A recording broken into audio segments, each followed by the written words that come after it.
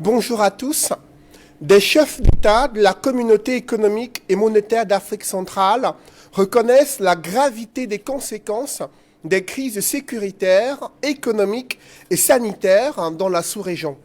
Ces crises ont engendré une forte récession économique et également une détérioration des équilibres macroéconomiques et financiers pour endiguer les effets négatifs de ces crises sur les populations. Des chefs d'État ont énoncé une batterie de mesures. Ils ont décidé de mettre en œuvre les politiques et réformes prioritaires pour opérer une réelle transformation structurelle vers une industrialisation des économies de la CEMAC et créer les meilleures conditions d'une croissance soutenue tirée par le secteur privé. Des chefs d'État ont exhorté les États membres à améliorer le fonctionnement des institutions publiques, améliorer la gouvernance, la transparence et la gestion des finances publiques. L'assainissement de l'environnement juridique a été prescrit pour renforcer l'attractivité de l'espace communautaire et attirer les investissements directs étrangers. Également, les chefs d'État ont réaffirmé leur volonté de promouvoir et approfondir l'intégration régionale à travers la consolidation de la libre circulation des personnes et des biens. Au terme de ce sommet extraordinaire, des chefs d'État, le journal Le Financier d'Afrique estime que les pistes de relance économique post-Covid ont été tracées en zone CEMAC, alors que les États doivent mobiliser près de 7 000 milliards de francs CFA pour y parvenir. Le journal Diapason affirme que ces différentes recommandations des chefs d'État sont des réponses hésitantes aux menaces sécuritaires et sanitaires et économiques en zone CEMAC. Entre la malgouvernance, les crises sécuritaires, pourquoi la zone CEMAC peine à décoller, quelles sont les principales entraves à l'intégration économique, la simple volonté des chefs d'État exprimée à la fin de chaque conclave est-elle suffisante pour tirer profit des opportunités existantes sur le continent africain? La crise sanitaire est encore présente au Cameroun. Une troisième vague d'épidémie frappe de plein fouet le pays. Les officiels ont confirmé la circulation du variant Delta. Mais ce qui intéresse davantage les Camerounais, c'est la suite réservée aux dénonciations et enquêtes judiciaires sur le Covid-Gate. De retour d'un long séjour privé en Europe, le chef de l'État va-t-il se prononcer sur ce scandale financier retentissant qui a poussé le FMI à exiger des sanctions administratives et pénales? Après la cérémonie de tirage au sort de la CAN Cameroun, le chef de l'État s'est félicité d'un tel événement, mais quel regard porter sur les capacités du Cameroun à battre ses différents adversaires logés à la poule A de cette compétition prévue d'ici janvier 2022? Ces questions brûlantes de l'actualité constituent l'ossature de droit de réponse. Mesdames, Messieurs, bienvenue dans cette émission où le choc des idées fait jaillir la lumière. Et pour cette nouvelle édition de droit de réponse, je reçois sur ce plateau l'honorable député Samuel Motte, communicant du RDPC, le parti au pouvoir. Honorable député, bonjour. Bonjour Cédric, merci pour l'accueil qui m'a été réservé. J'en profite également pour saluer vos très nombreux téléspectateurs, de même que je peux me permettre de faire un clin d'œil à certains de mes amis également qui sont sur d'autres plateaux. Et j'espère qu'ils réussiront à porter haut le flambeau de RDPC. Merci d'être avec nous ce dimanche. Juste en face de vous, c'est le secrétaire national du MRC chargé des affaires judiciaires et juridiques. Maître Roland Dioux est avec nous ce dimanche. Maître Roland Dioux, bonjour. Bonjour Monsieur Noufele, bonjour à mes copanélistes et bonjour aux millions de téléspectateurs d'Equinox Télévision. J'aimerais saluer tout particulièrement tous les résistants et en particulier les otages de la dictature et des petites mains de la dictature qui croulent encore sous le poids de diverses prisons dans le territoire du Cameroun. Sur le plateau de droit de réponse ce dimanche, il est encore avec nous, il est éditorialiste au quotidien La Nouvelle Expression, consultant sur droit de réponse. Edmond Kamga est avec nous. Edmond, bonjour. Bonjour Cédric Noufele, je salue tous les co-panélistes. Je renouvelle mes salutations cordiales, amicales et fraternelles aux millions de téléspectateurs fidèles de droit de réponse ainsi que ma sincère affection. Le quatrième panéliste sur le plateau droit de réponse, il est parti de Yaoundé pour nous joindre sur ce prestigieux plateau d'analyse et de débat politique. Aristide Monod est avec nous. Aristide, bonjour. Bonjour Cédric Noufele, bonjour à tous les co-discutants du jour, bonjour à tous les téléspectateurs C'est un honneur pour moi d'être à nouveau sur ce plateau pour apporter une fois de plus ma modeste contribution à l'édification des masses, l'édification politique. On ne saurait construire une démocratie si on n'a pas un peuple suffisamment ancré dans les rouages de la démocratie. Il y a un habitus des démocrates, c'est pourquoi nous nous battons au quotidien pour essayer d'apporter cette semence, question d'éviter les conflits, les tensions. Vous savez, lorsque les mœurs politiques ne sont pas assez civilisées, forcément, on fait recours aux moyens non conventionnels qui sont généralement des jeux très brutaux. Merci d'être avec nous, Aristide Monod. D'entrée de jeu avec vous, Edmond Kambia, ce sommet extraordinaire des chefs d'État de la CEMAC, et dans leur communiqué final, ils reconnaissent la gravité des conséquences des crises sécuritaires, économiques et sanitaires qui ont eu un impact sur les équilibres macroéconomiques et financiers de la sous-région Afrique centrale. Est-ce que c'est un indicateur important, selon vous, qui êtes analyste politique, éditorialiste et qui observez l'attitude des chefs d'État depuis de nombreuses années, qu'ils reconnaissent la gravité liée aux crises sécuritaires? Est-ce que c'est nouveau dans les rencontres entre les chefs d'État de la CEMAC? D'abord, il faut dire que le principal pari, c'est que ce sommet extraordinaire s'est tenu. Parce qu'il y avait beaucoup d'inquiétudes sur la tenue de ce sommet, comme cela se fait, n'est-ce pas, par visioconférence. Ce sommet s'est tenu, il était important parce que les enjeux étaient grands. Maintenant, par rapport à la question que vous posez, le fait d'avoir reconnu, n'est-ce pas, l'impact des crises sanitaires et surtout sécuritaires, c'est important de le relever. Parce que dans le passé, cela n'était pas dit de manière aussi explicite, de manière aussi formelle. Certes, la crise sanitaire, cela avait été affirmé et réaffirmé. Mais au niveau des crises sécuritaires, cela n'avait pas été dit dans ces termes-là. La gravité, au niveau de la gravité de leur impact sur les économies de la sous-région. Et le Cameroun fait partie de la sous-région de la CEMAC où les crises sécuritaires ont un impact grave. Parce que le Cameroun connaît d'abord la guerre que nous menons contre Boko Haram. Ensuite, il y a cette guerre qui dure depuis plus de 5 ans dans le nord-ouest et le sud-ouest. Et il y a des problèmes au niveau de notre frontière avec la Centrafrique aussi qui ne sont pas totalement résolus parce qu'il y a des velléités sécuritaires de ce côté-là. Et on a un climat global de tension politique, tension sociale. On voit récemment des conflits intercommunautaires qui méritent d'être réglés de manière durable, pacifique. Cela montre, non seulement pour le cas du Cameroun, mais également pour les pays de la sous-région, puisqu'il s'agit de toute la sous-région, la Centrafrique, le Tchad, où le président Idriss Déby est parti dans des conditions qui méritent encore d'être clarifiées.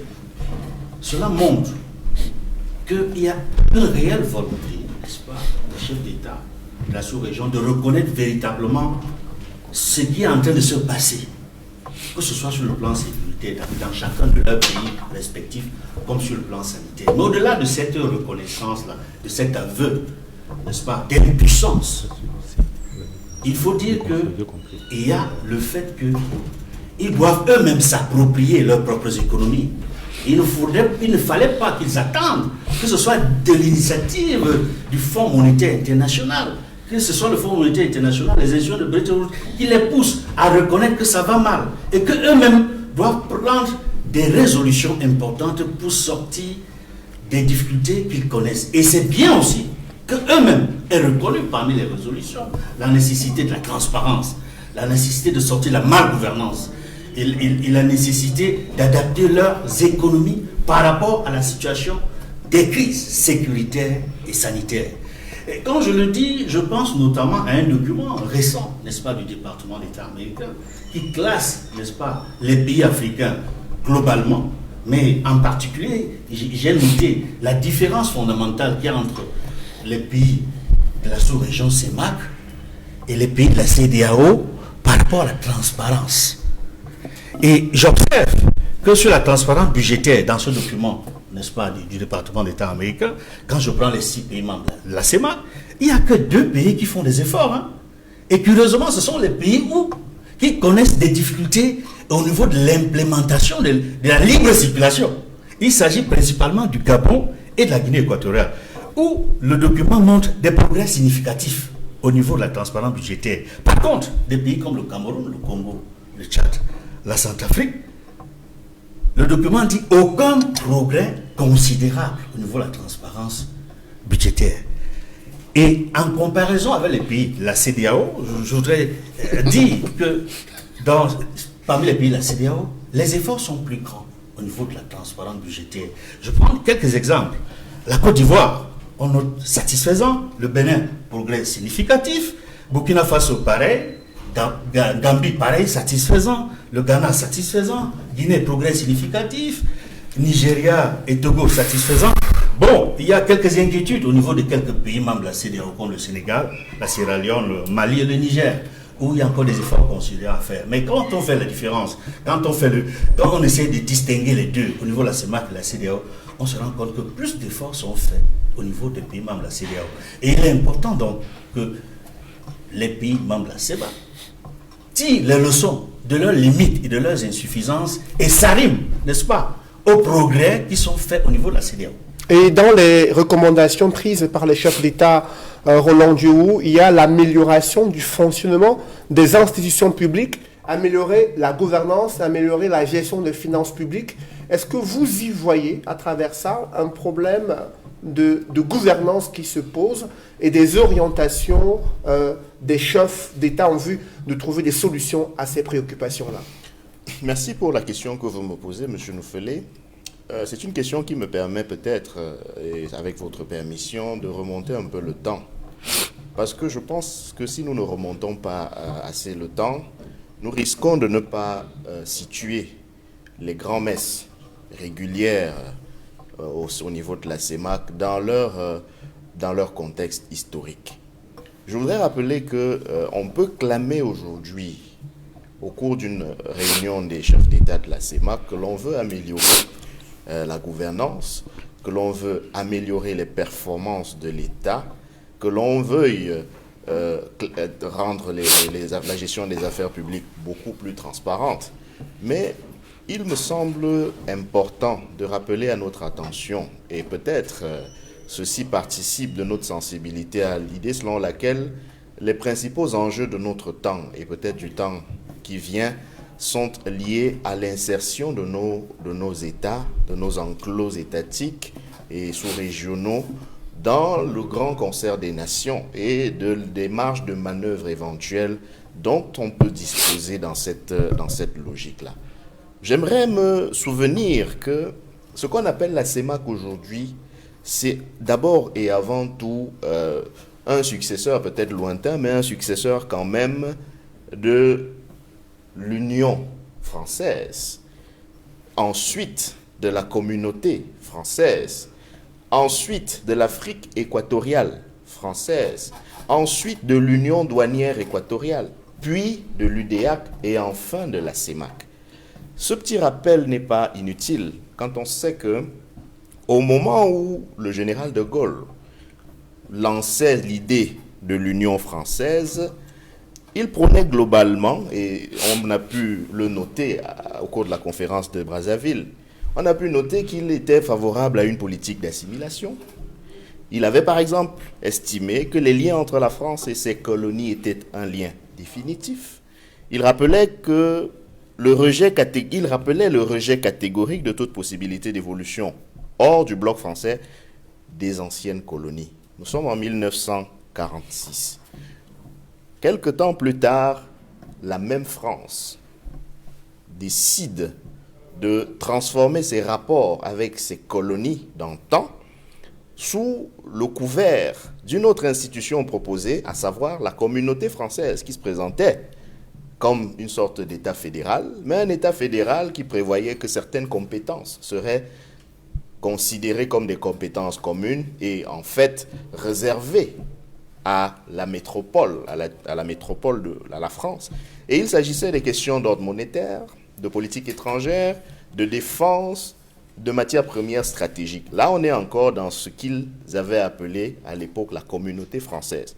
Donc, la question que je me pose, si je dois faire un petit arrêt, c'est de me demander comment est-ce qu'on peut croire qu'une puissance qui pendant plusieurs siècles a considéré des territoires comme sa propriété, comment est-ce que cette puissance-là peut du jour au lendemain considérer que vous êtes devenu indépendant? La conséquence que je peux en tirer, c'est que la suite n'est, à mon avis, que des manœuvres tendant peut-être à donner l'apparence d'une autonomie, mais en fait garder les liens les plus étroits possibles en vue de continuer d'influencer le cours de l'avenir de ces nations. Et on peut le voir, on peut l'illustrer par la présence, lors du dernier sommet de la CEMAC, du ministre français des Finances. Expliquez-moi, au nom de quoi est-ce que, alors qu'une communauté économique et monétaire supposée réunir des chefs d'État dits indépendants, peut avoir en son sein une présence très visible et très assumée d'un haut responsable de l'État français, sans que cela, ne serait-ce que sur la forme, ne gêne.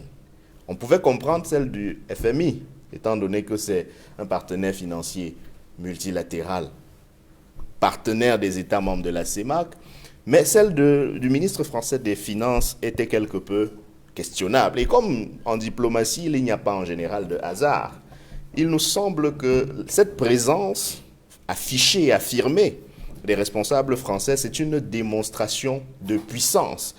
Peut-être que les autorités de ce pays-là ont fait le choix de prouver et de montrer encore aujourd'hui, en 2021, aux Africains de l'Afrique centrale, qu'ils ne sont rien sans eux. Peut-être que c'est ce choix qui a été fait. Mais pour revenir à la CEMAC en elle-même, je crois pouvoir également souligner que la CEMAC, ce n'est pas l'Afrique centrale. Parce que l'Afrique centrale, et d'ailleurs le débat est en cours, c'est la CEMAC d'un côté, mais c'est aussi la CEAC de l'autre. On a deux organisations qui, normalement, depuis le traité d'Abuja, devaient fusionner. Parce que depuis le traité d'Abuja, qui donne lieu précisément à ce qu'on entend ces jours-ci, c'est-à-dire la zone de libre-échange continentale, l'Afrique est divisée globalement en zones, en régions. Et donc il est parfaitement inconcevable que l'on ait dans une sous-région, comme celle de l'Afrique centrale, d'un côté la CEMAC et de l'autre la CEAC.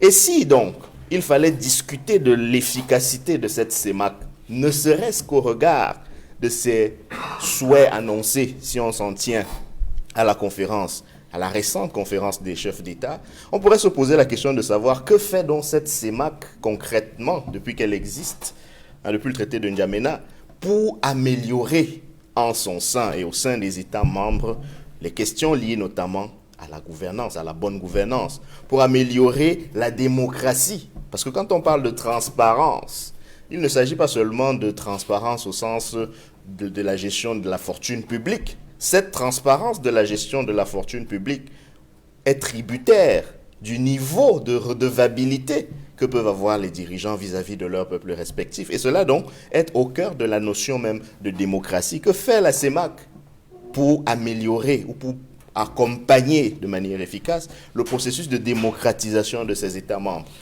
C'est récemment encore que nous avons vu que lorsque la situation tchadienne s'est présentée, on n'a pas beaucoup vu la CEMAC prendre position du côté de ce qu'on peut considérer comme le respect des règles démocratiques.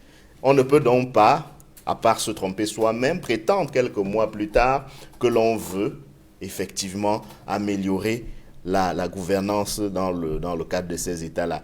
En tout cas, cela ne sera pas le cas si la puissance qui apparaît aux yeux de tout le monde aujourd'hui comme la tutelle de cette enclave, parce que de notre modeste point de vue, on peut considérer cette CEMAC-là comme une sorte d'enclave aux mains, plus ou moins, de certaines puissances, notamment anciennes puissances coloniales.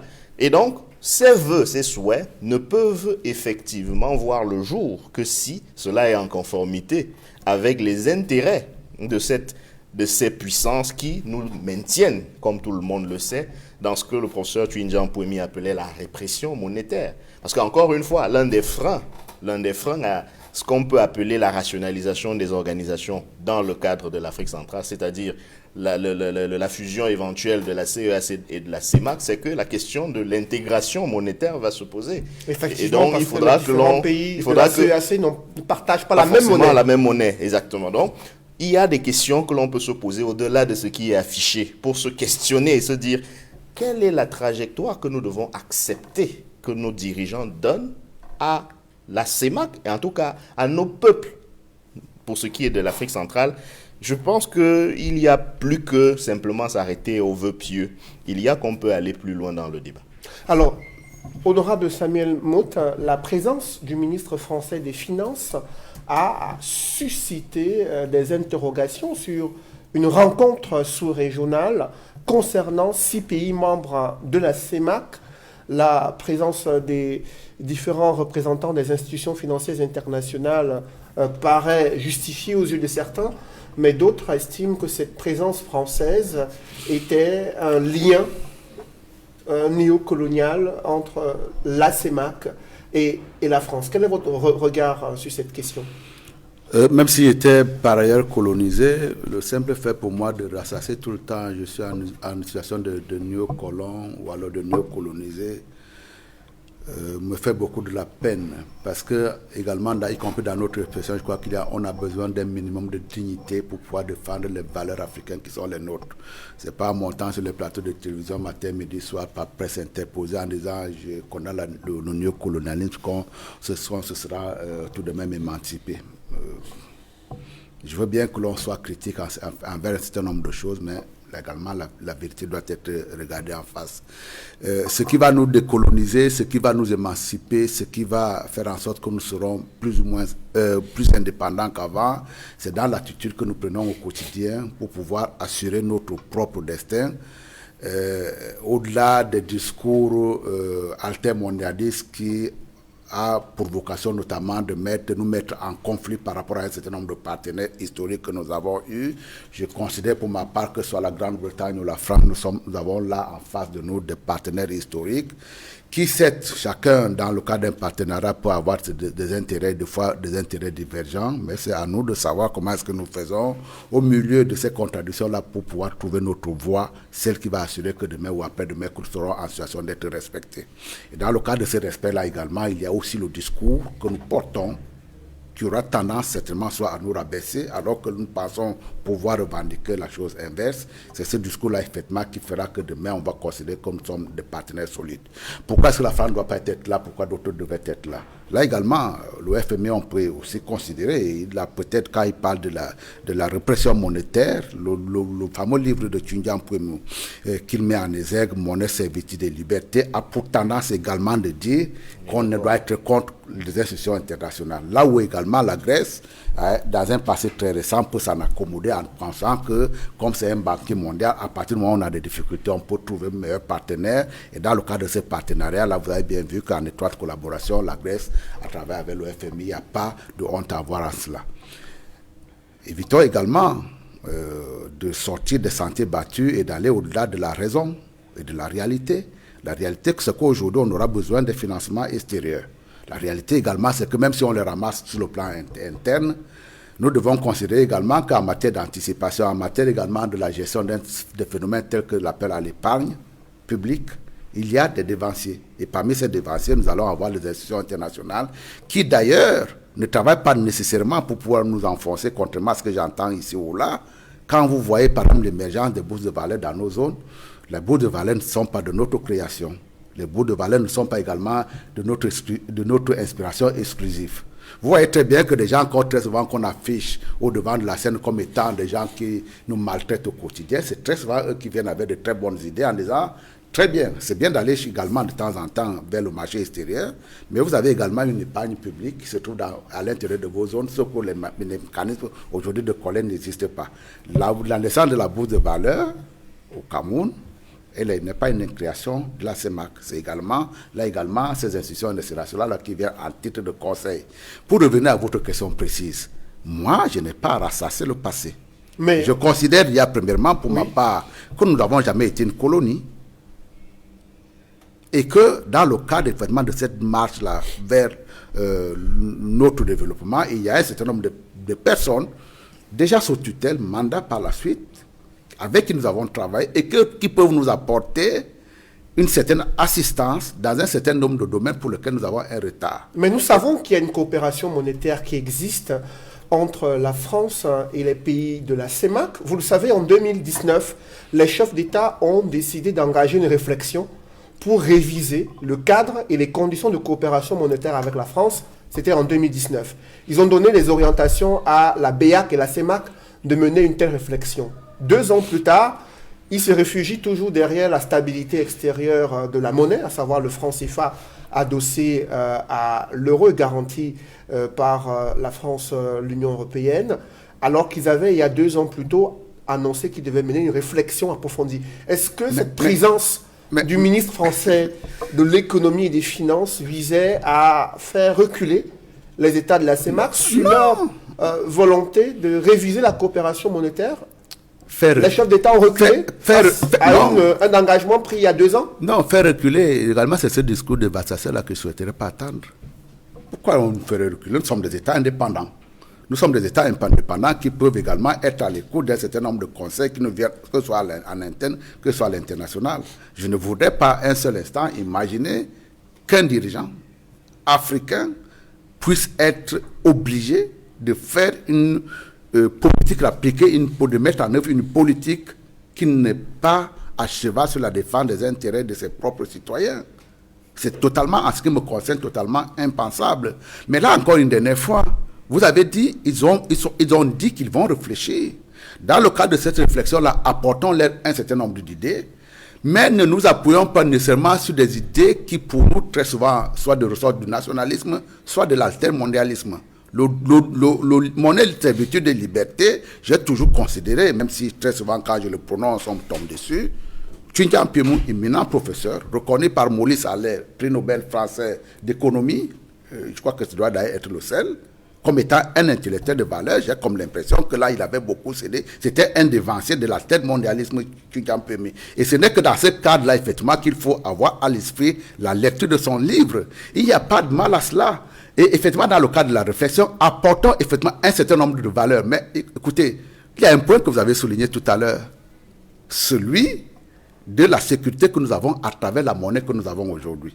Il ne s'agit pas tout seulement de dire, tout seulement à partir du moment où la France m'exacerbe, les puissances, je vais totalement être émancipé, qu'on ira mettre toute une république, une communauté entière faite d'hommes et de femmes, tout simplement parce qu'on veut sortir ce que nous considérons comme étant une cage dans laquelle on nous a enfermés. Là, le franc CFA aujourd'hui, vous avez vu la témoignage que moi j'observe avec beaucoup d'amusement, nous ne sommes pas seulement de l'Afrique centrale. Vous voyez très bien que Ouattara, un brillant économiste également par ailleurs, peut-être pas de la trempe de Tchindian Piemou qui est par ailleurs agrégé, mais vous avez bien vu qu'il ne sait pas très bien ce qu'il faut faire.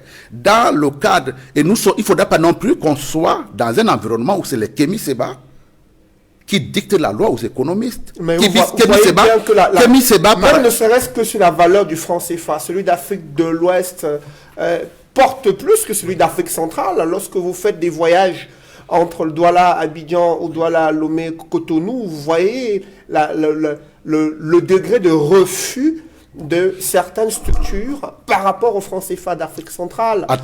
Sur cette question, on a vu comment Alassane Dramane Ouattara a évolué quand même avec Emmanuel Macron sur une révision de la coopération monétaire. Ils réviseront la convention monétaire, mais vous voyez très bien que ce soit Alassane Ouattara, que ce soit des économistes qui sont disséminés à travers la CEMAC, il y a également un point sur lequel personne ne semble bouger, qui est celui de savoir comment est-ce qu'on fait pour garantir le cours d'une monnaie comme celle-là. Et je peux vous dire, là également, je crois que ce n'était pas le but du sujet dans le cadre de cette négociation. Si vous voulez mettre le sujet de la monnaie sur la table, effectivement, on pourra en discuter. Mais également, ayez à cœur de défendre ce qui peut être réaliste. N'allons pas dans des idées tout simplement parce que nous voulons faire soit du populisme, soit également c'est des idées de mode. Le simple fait qu'il y a un certain nombre de dirigeants, depuis 60 ans aujourd'hui, du fait qu'ils reçoivent des indications à l'aide de quitter cette monnaie qui n'est pas quittée, il ne faut pas considérer qu'également à la tête de nos États, il n'y a que des gens qui ne réfléchissent que du mal pour leur propre pays. Je me rappelle d'ailleurs dans le cadre de la dévaluation de 1994, Houphouët-Boigny était pratiquement à genoux en disant aux Français qui nous ont forcés pour cette fois-là, quand vous parlez de notion d'indépendance, je reviendrai là-dessus, il disait c'est la seule richesse que vous nous avez laissée. Et en matière de développement du tissu économique, je crois que c'est une valeur importante sur laquelle il faut s'appuyer. Là également, en parlant de dévaluation, vous avez bien vu qu'en 1994, on nous a imposé une dévaluation. Quelqu'un a signé Pemi tout à l'heure.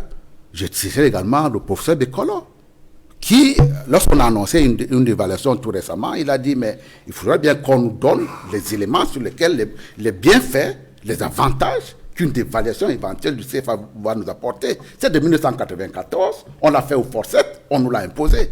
Vous avez vu que dans le cadre effectivement de notre indépendance, de ce qui se passe dans l'esprit de nos propres dirigeants, dans le cas d'espèce, il y avait effectivement une pression assez forte.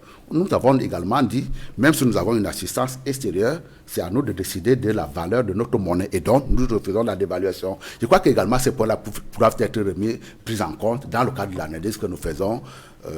La dévaluation, la monnaie, c'est un sujet assez sensible pour qu'on puisse l'intercaler entre deux décisions et pour qu'on en parle. Alors, la CEMAC Aristide Monod a des missions claires qui sont de promouvoir l'intégration régionale et économique, permettre aux populations de se sentir dans une zone communautaire où elles peuvent exercer les activités industrielles, commerciales.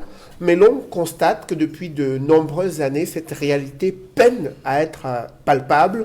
Et il y a des crises sécuritaires qui se sont ajoutées dans une sous-région qui se vantait d'être un îlot de stabilité. Comment analysez-vous cette situation? Alors c'est vrai que je vais puiser dans les approches purement réalistes et des approches post-dépendantistes pour conclure de façon péremptoire que la CEMAC est un machin. Pour reprendre un peu l'ordre, c'est un machin.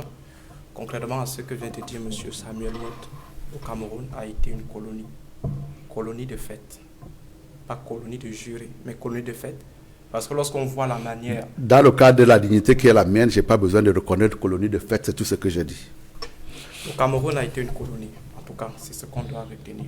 Au-delà de tout. Maintenant, le débat peut se trouver. On doit retenir. Le débat maintenant doit se situer. Est-ce une colonie de fait ou une colonie de jurés? Oui, c'est ça. Voilà. Et l'histoire nous permet, pour ceux qui ont eu à flirter avec les vacations au lycée, moi j'ai passé quelques années avec les élèves des lycées, en leur faisant comprendre que l'histoire nous permet de comprendre le passé, expliquer le présent et de prédire l'avenir. Donc on ne peut pas faire abstraction de manière aussi facile de tout ce qui a été fait dans le processus de mise sur pied de la CEMAC, c'est-à-dire la biographie de cette institution, comme l'a fait brillamment tout à l'heure Maître Diou, en revenant sur la jeunesse de cette institution. Cela nous permet de comprendre aujourd'hui si effectivement c'est un machin. C'est une structure néocoloniale.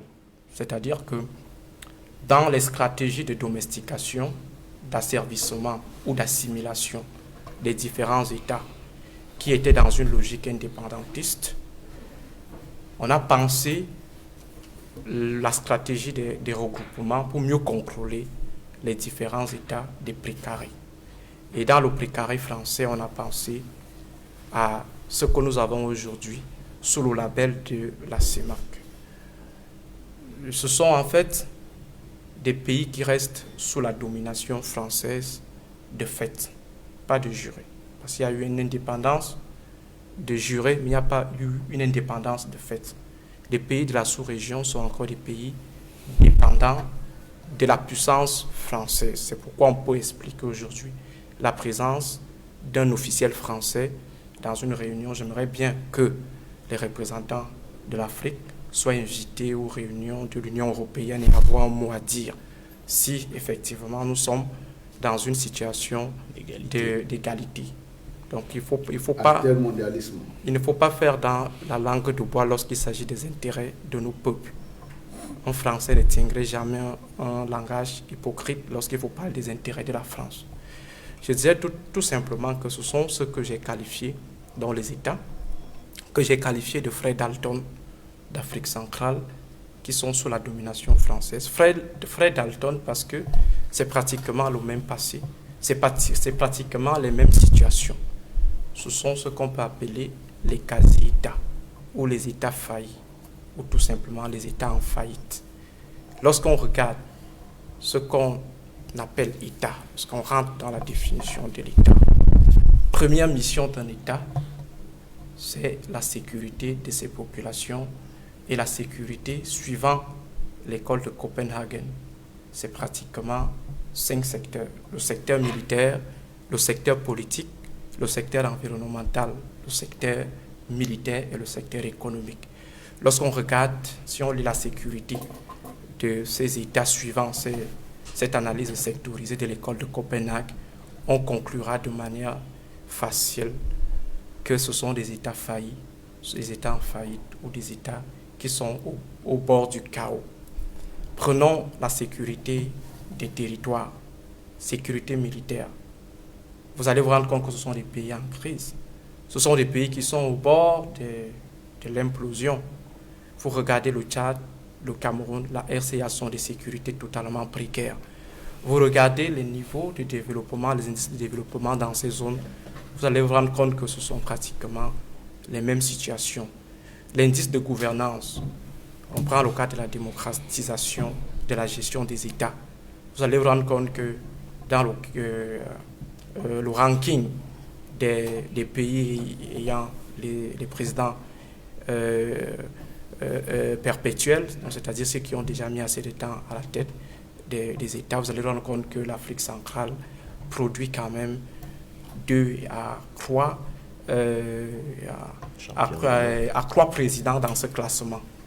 Avant le décès du président Déby, il y avait le Cameroun, il y avait la Guinée équatoriale, il y avait également le Tchad. Donc ce sont des pays qui sont totalement en situation de précarité. Alors comment des pays qui sont dans des petits corps malades peuvent décider de leur sort, étant donné qu'ils ne sont pas encore départis de la domination française? On peut donc dire tout simplement que tout ce qu'on peut avoir comme colloque, réunion ordinaire, sommet extraordinaire, relève tout simplement de la machination du néocolonialisme français. La preuve en est que c'est la France qui a boosté la tenue de ce sommet extraordinaire. Et il faut remarquer qu'il y a tout un agenda qui est imposé. Et on sait bel et bien que le FMI constitue une institution annexe du néocolonialisme. C'est-à-dire que le FMI, d'une manière ou d'une autre, est là tout simplement pour nous mettre sous une dépendance éternelle, sans toutefois nous donner des orientations d'autodétermination. Mais quelle est la responsabilité des dirigeants actuels en zone CEMAC après cette crise économique vécue dans les années 80-90? Il y a eu la découverte, l'exploration du pétrole. Les pays de la CEMAC, essentiellement producteurs de pétrole, ont profité d'une importante manne financière durant de nombreuses années, et la dégringolade est arrivée en 2014-2016 avec ce sommet de Yaoundé où une dévaluation planait sur le franc CFA d'Afrique centrale en raison des comptes rouges de ces différents pays qui avaient essentiellement misé sur les cours du baril de pétrole, lesquels cours avaient complètement chuté. Est-ce qu'il n'y a pas, sur la question de la gouvernance, sur la question des orientations économiques et de politique budgétaire, la responsabilité des dirigeants au-delà des anciennes puissances colonisatrices et des institutions financières internationales? Il faut déjà interroger la qualité des dirigeants de l'Afrique centrale, CEMAC. Qui sont ces dirigeants? Comment est-ce qu'ils sont arrivés au pouvoir? Comment ils se sont maintenus au pouvoir? Pour constater qu'en fait, ce n'est pas forcément l'émanation des peuples, mais l'émanation du néocolonialisme français. Pour que vous soyez économiquement indépendant, il faut forcément produire. Qu'est-ce que l'Afrique centrale, CEMAC, produit au juste? Le pétrole, c'est forcément une certaine économie rentière. C'est-à-dire que c'est comme des chasseurs, cueilleurs, pêcheurs. Le chasseur ne sait pas comment est-ce qu'on élève. On nourrit un animal, mais il s'en va tout simplement tuer. Ils ne savent pas comment le pétrole est arrivé. On l'exploite tout simplement. Et entre-temps, on ne pense pas à une certaine économie alternative, à même de concurrencer cette économie, ma foi, qui, ma foi, nourrit tout simplement les clients, à savoir les Occidentaux, qui décident du sort en termes de prix de ces différents produits. Lorsque vous regardez... Mais Aristide Monod, je vais vous suivre comme ça pendant combien de temps? Je vous en prie, permettez qu'il puisse aller jusqu'au bout. Vous allez réagir. Oui, Aristide, vous avez la parole. J'ai l'impression que M. Monod ne réalise pas que nous avons aussi fait preuve de patience et d'endurance. Nous l'avons subi. En l'écoutant, c'est également une violence en vous suivant. Non, ok, très voilà. bien. Merci. Donc, on met je reviendrai à la vôtre. On met nos nerfs à rude épreuve, il faut aussi le savoir. Je disais donc tantôt que nous ne pouvons donc pas prétendre à l'autodétermination si déjà nous ne pouvons pas construire une capacité d'être autonome. On pourra revenir. Je vais permettre à M. Samuel de prendre le petit temps qui me reste. Non, on va évoluer. Oui, Samuel Motte, vous estimez qu'il y a un point sur lequel vous souhaitiez... Je vois à côté de moi un jeune cadre dynamique camerounais qui se complaint à s'auto-flageller.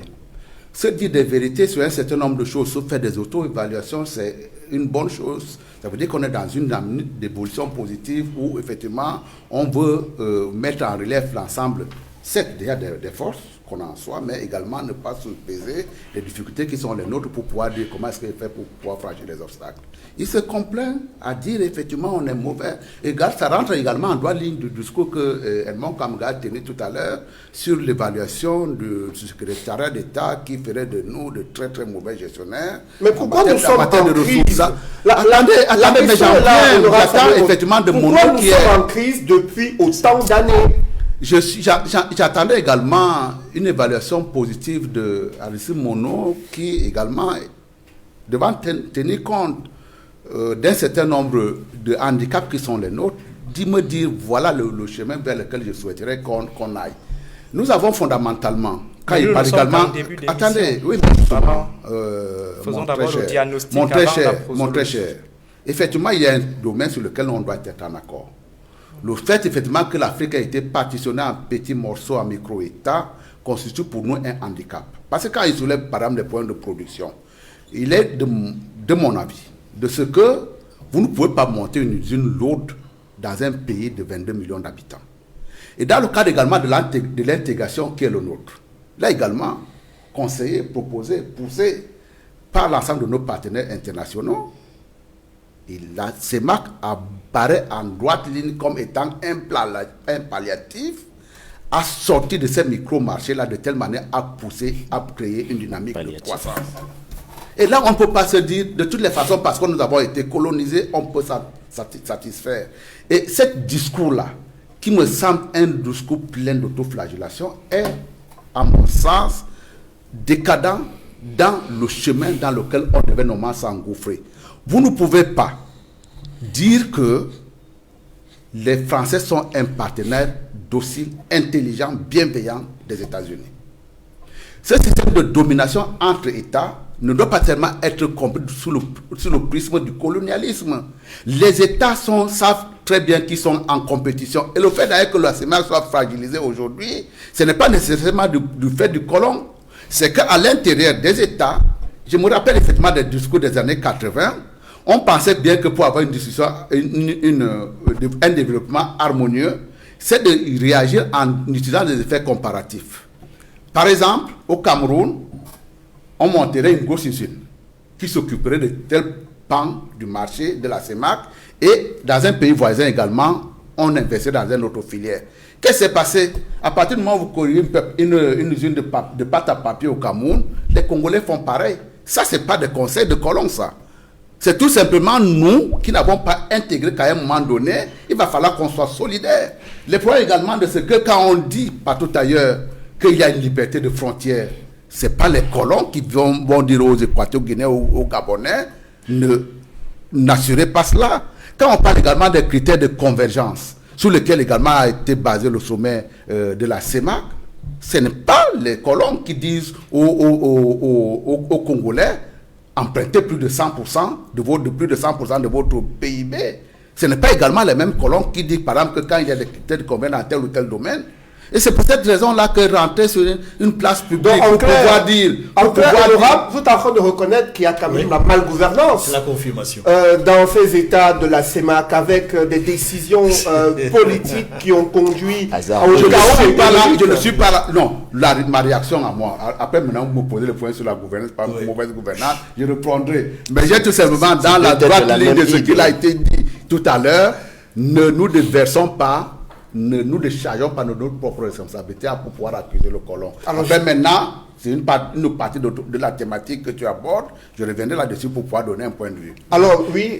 Juste une petite question à l'attention de l'honorable. Oui.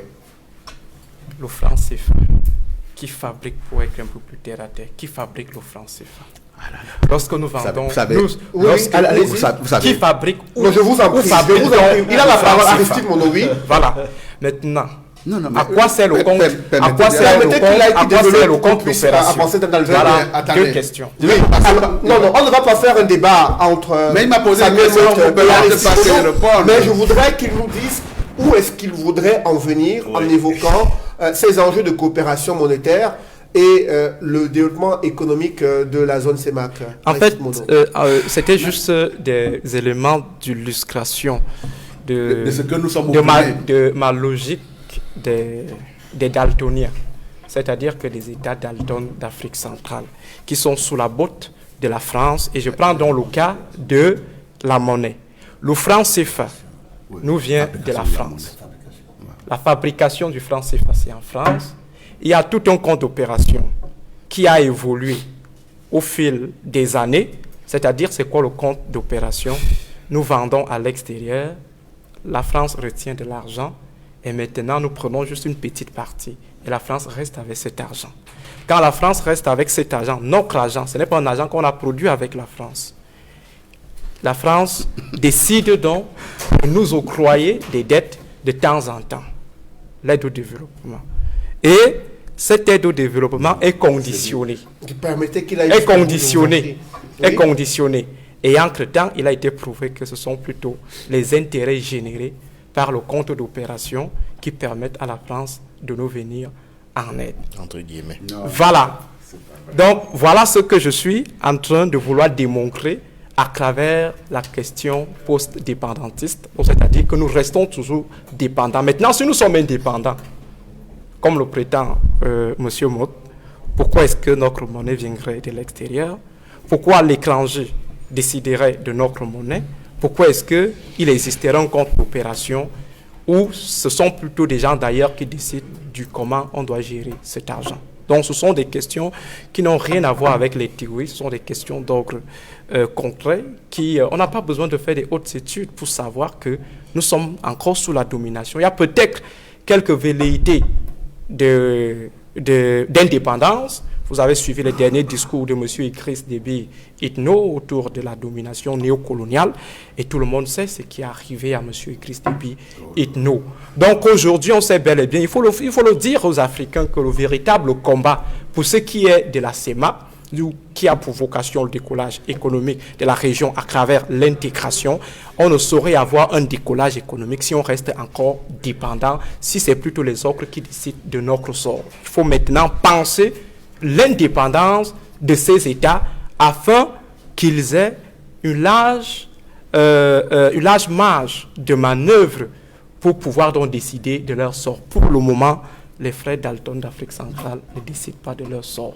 Peut-être que sur des questions domestiques, mais des questions stratégiques sont tout simplement décidées par l'extérieur. Alors justement, Edmond Tanguia, la question de l'intégration économique et régionale se pose avec acuité en Afrique centrale. Comparativement à l'Afrique de l'Ouest, là aussi où il y a une zone où on utilise le franc CFA, on voit des progrès importants en matière de croissance économique, en matière de libre circulation des biens et des personnes, en matière de décisions politiques prises par les chefs d'État qui se retrouvent au sein de la CEDEAO, qui, de façon régulière, se prononcent sur la vie interne et sur la vie de la communauté de la CEDEAO. Comment expliquer ce contraste? Quels sont les points que vous avez pu identifier entre ces deux différentes communautés? Avant de répondre à cette question, je voudrais revenir sur certains points qui ont été évoqués tout à l'heure. D'abord sur la situation historique du Cameroun. A-t-il été une colonie ou pas? Officiellement et sur le plan juridique, le Cameroun n'a jamais été une colonie. Il n'a été ni une colonie allemande, ni une colonie anglaise, ni une colonie française. Le Cameroun a été sous protectorat allemand. Et lorsque l'Allemagne a perdu la Première Guerre mondiale, les anciennes possessions allemandes d'Afrique, notamment le Cameroun, le Togo et la Namibie, ont été placées sous mandat et plus tard sous tutelle.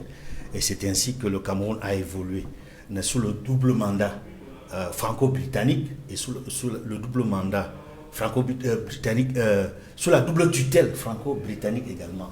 Donc, il faut qu'on soit clair là-dessus, parce qu'on a un devoir d'éclairage. Et maintenant, dans les faits, officiellement et juridiquement, le Cameroun n'a jamais été une colonie. Maintenant, autre chose est de dire que la France a traité le Cameroun comme si c'était une colonie. C'est autre chose. C'est-à-dire dans les faits.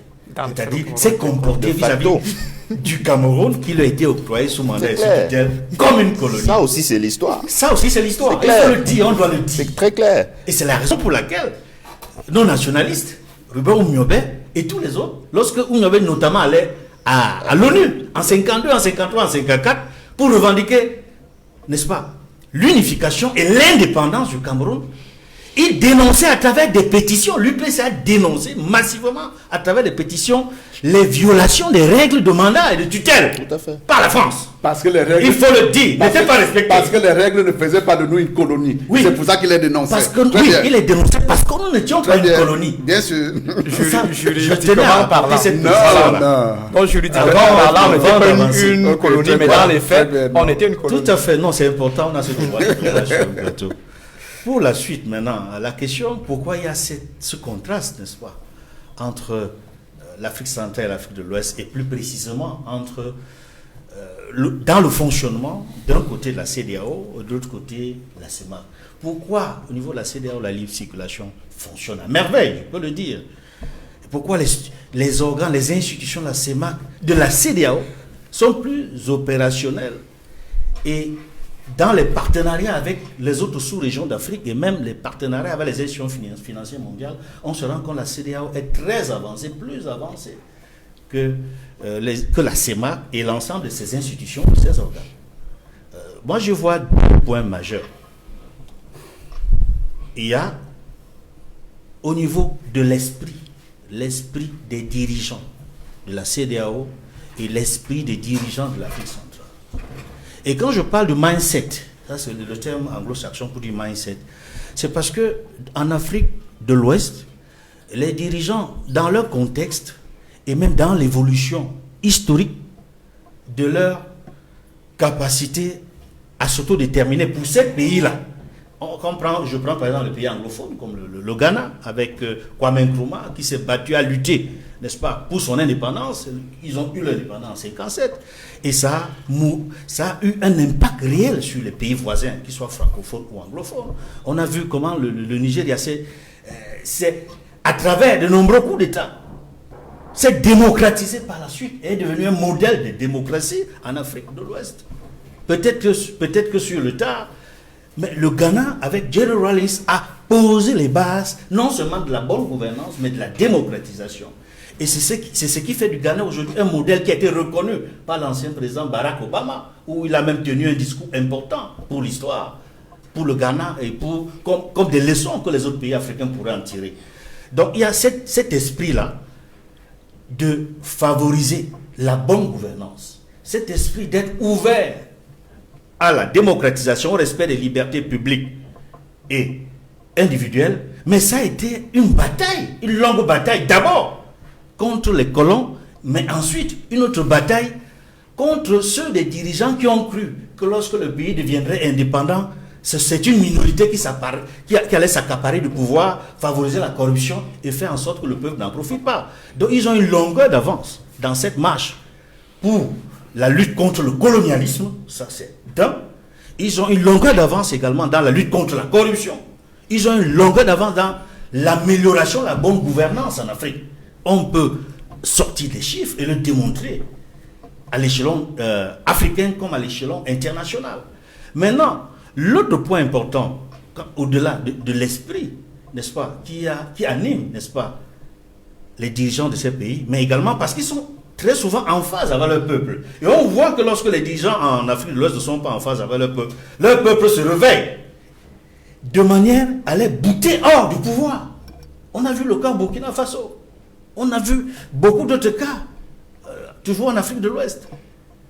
Maintenant, on a vu le Sénégal. Même le Sénégal. On a vu, malgré tout le respect qu'on pouvait avoir pour le président Ouad, oui, il y a quand même eu le mouvement Yanama. Yanama au Sénégal. Tout à fait. Les peuples sont en éveil. Ils sont prêts à dire non. Et quand ils ont la chance d'avoir des dirigeants qui sont dans l'opposition, qui sont prêts à porter, n'est-ce pas, le message, qui sont prêts à porter, n'est-ce pas, le combat qu'ils mènent. On voit des changements à la tête de l'État. On a vu dans quelles conditions Macky Sall est arrivé au pouvoir, face à Ouad, comme on le disait, comme je le dis. J'ai cité le cas de Burkina Faso. Il y a le Bénin également. Il y a le Bénin, qui a été un modèle après les conférences nationales. D'ailleurs, c'est là-bas qu'est née la première conférence nationale souveraine. On a vu le modèle qu'a été le Bénin pour lui-même et pour l'ensemble des pays de la sous-région. J'ai été au Bénin pour évaluer le premier processus de démocratisation dans le cadre d'un séminaire international organisé par le NDI en 1996. Et nous avons pu voir de fait comment les choses ont avancé au Bénin.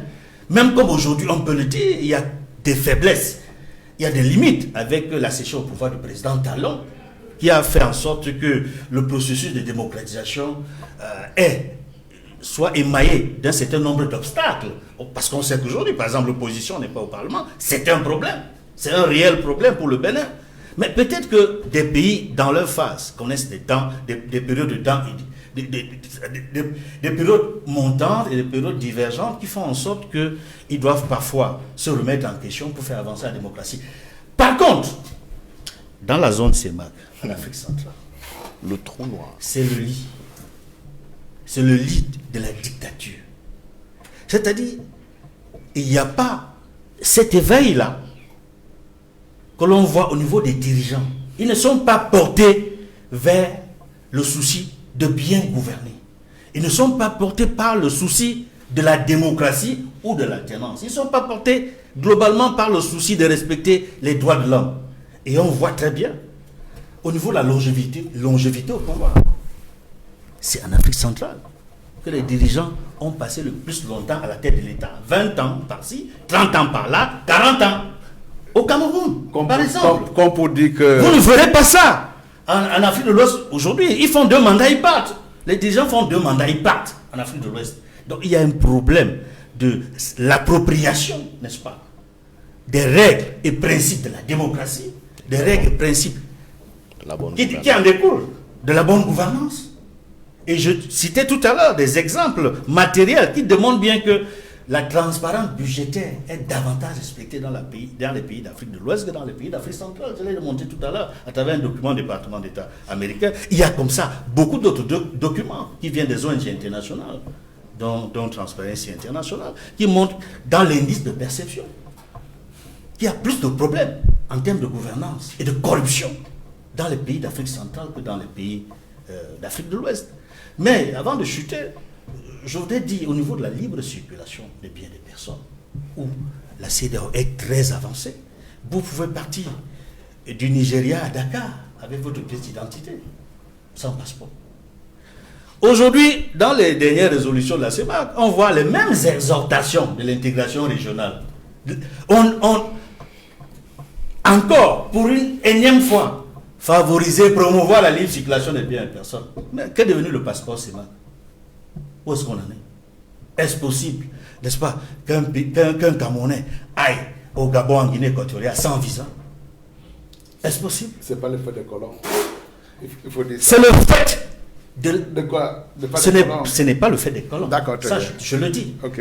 C'est l'absence de volonté politique. C'est l'égoïsme même des chefs d'État de la sous-région. Très bien. Ça, il faut le dire. Et qui sont issus du système néocolonial. Ah, Bien c'est sûr, ça. Voilà. ils sont eux-mêmes les produits du système du néocolonial. On ne peut pas distinguer cela. Donc il y a un gros travail et de mentalité et de l'appropriation des règles démocratiques qui fait en sorte que l'Afrique centrale et la CEMAC en particulier aura du mal à sortir de l'ornière. Et j'ai du mal à croire que nous allons réussir la fusion CEMAC-CEAC. Parce que dans la CEAC, il y a des pays qui sont plus avancés que ceux de la CEMAC. Un problème de... Je pense par exemple Je vous d'un en pays où la gouvernance est reconnue au plan mondial. Le Rwanda. Le Rwanda. Il ne faudrait pas que les pays de la CEMAC Je ne sais pas viennent... je sais pas sûr que c'est ce que les Rwandais pensent, mais bon. Non, je vous en prie. Vas-y, allez-y. Vas-y, Edmond. Honorable, Je laissez-moi ne t'ai pas parler, coupé la laissez-moi langue. dérouler. Vas-y, continue. Je suis en train de démontrer que ça va mal dans notre sous-région. Ouais. Et pour l'essentiel, ce sont ceux qui sont au pouvoir, qui sont à l'origine de ce malaise. Et je vais vous dire si ça va mal, je vais vous dire pourquoi ça va mal. Alors, justement, J'espère que vous j'aurai la posez parole. le problème, Edmond Kambia, du leadership en zone CEMAC. Avec vous, Maître Roland Djiou, des chefs d'État qui se réunissent en sommet extraordinaire tous les 1 an ou tous les 2 ans. Ils prennent des résolutions, des recommandations qui sont similaires chaque année. Mais dans le quotidien des populations, elles peinent à voir la réalité palpable de ces volontés politiques exprimées officiellement par les chefs d'État. Pourquoi ça ne marche pas concrètement, selon vous? Mais tout à l'heure, je prierai le consultant de me prêter son terme. C'est une question de mindset. Monsieur Mo, tout à l'heure, semblait mettre à l'index le propos de Aristide Monod, du docteur Monod, sur la formation, sur les solidarités, sur les formations néocoloniales de ces leaders. Et l'honorable Mott a semblé dire que si les dirigeants d'Afrique centrale sont eux aussi allés à l'école française, c'est la même chose pour ceux d'Afrique de l'Ouest, dont le mindset est différent d'après ce qu'a dit M. Edmond Kambia. C'est moi. J'aimerais peut-être lui rappeler que même les dirigeants de l'Afrique anglophone sont allés à l'école de l'ancienne puissance coloniale. Kwame Nkrumah a fait des études aussi bien en Angleterre qu'aux États-Unis. La question de l'appropriation du néocolonialisme est bien différente dans ces deux espaces-là.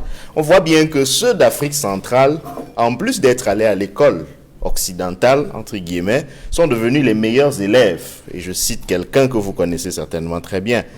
Ailleurs, on ne se vante pas d'être meilleur élève. Ailleurs, on utilise précisément, dans la mesure du possible, les marges de manœuvre existantes, aussi minces soient-elles, parce qu'on a le souci de son peuple. Et c'est ce que je voulais dire au regard de la question qui m'a été posée. Quand bien même on pourrait, je dis on pourrait, parce qu'il ne faut pas donner l'impression qu'on doit être d'accord avec une posture comme celle de l'honorable Mott qui prétend que nous devons accepter ce qui existe, parce que ça existe. Non, moi j'ai jamais dit ça. Quand bien même nous serions d'accord que du fait des contraintes internationales, il faut plutôt se concentrer sur les marges de manœuvre dont on dispose, là encore, les pays de la CEMAC montrent le contre-exemple. Quand vous prenez le cas du Ghana, ou même celui du Rwanda, je ne suis pas de l'école qui considère que ces pays-là sont indépendants et qu'ils arrivent à faire les choses qu'ils font parce qu'ils sont indépendants dans l'absolu. Quel pays est indépendant en réalité sur la Terre? Nous sommes dans ce que les politistes appellent l'interdépendance complexe et qu'aujourd'hui, en contexte de guerre économique, on appelle la coopétition, c'est-à-dire coopération et compétition. Oui, mais la gouvernance, justement, est une question de marge de manœuvre. Parce que quand on dépense pour le plaisir, quand l'argent sort par la fenêtre, comme c'est le cas dans un pays comme le Cameroun, même cette petite ressource n'est plus disponible pour adresser des questions relatives au bien-être commun, c'est-à-dire la santé, l'éducation, les infrastructures. Ça sort par la fenêtre. Ça rentre dans des poches détournées de ceux qui sont censés nous diriger, supposés nous diriger dans notre intérêt. Et où est-ce qu'intervient le néocolonialisme? C'est dans la consécration, dans la sacralisation de l'impunité, qui, dans les pays d'Afrique de l'Ouest, se heurte à ce que M. Kamgia a indiqué tout à l'heure, l'éveil des populations. Et c'est pour ça que, contrairement à ce que vous croyez, quand nous parlons des causes de notre retard, nous ne nous adressons pas à nos dirigeants. Ce n'est pas eux la cible. La cible, ce sont les peuples d'Afrique, et notamment d'Afrique centrale. C'est à cette jeunesse qui aura à faire face à d'autres enjeux et à d'autres défis d'ici 20, 30 ans. Et il faudra que cette jeunesse-là ne soit pas enserrée dans les mêmes pesanteurs que les dirigeants actuels qui de toutes les manières sont de passage.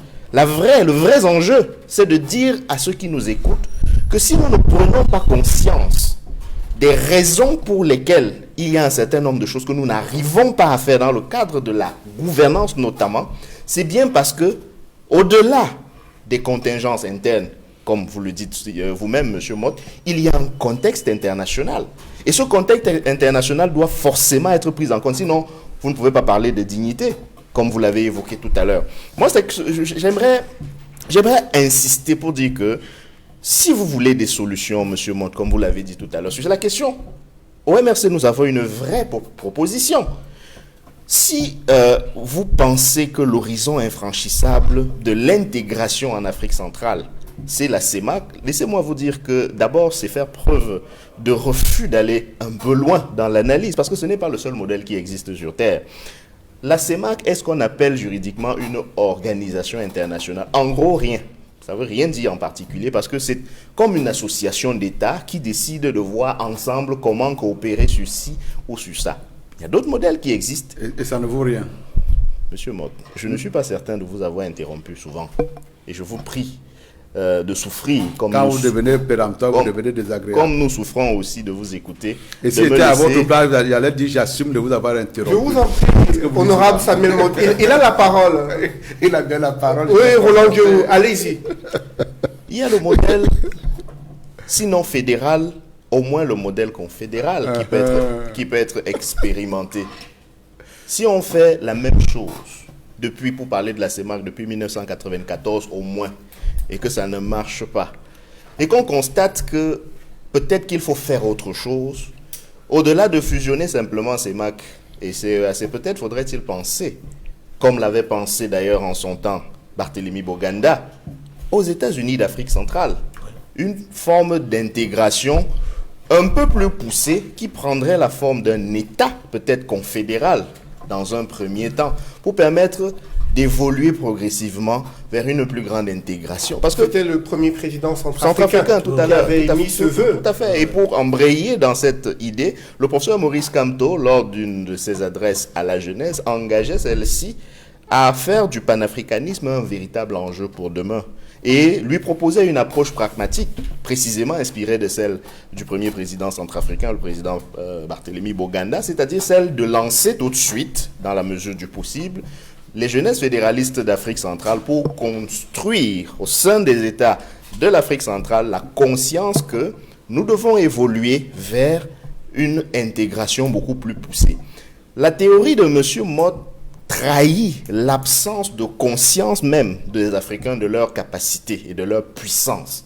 Parce que quand nous parlons des États-Unis d'Afrique centrale, considérons même ça comme une utopie. Ce n'est pas 6 États. À l'heure actuelle, c'est 11 États qui représentent la population de l'Europe en 1800. C'est une puissance au moins démographique.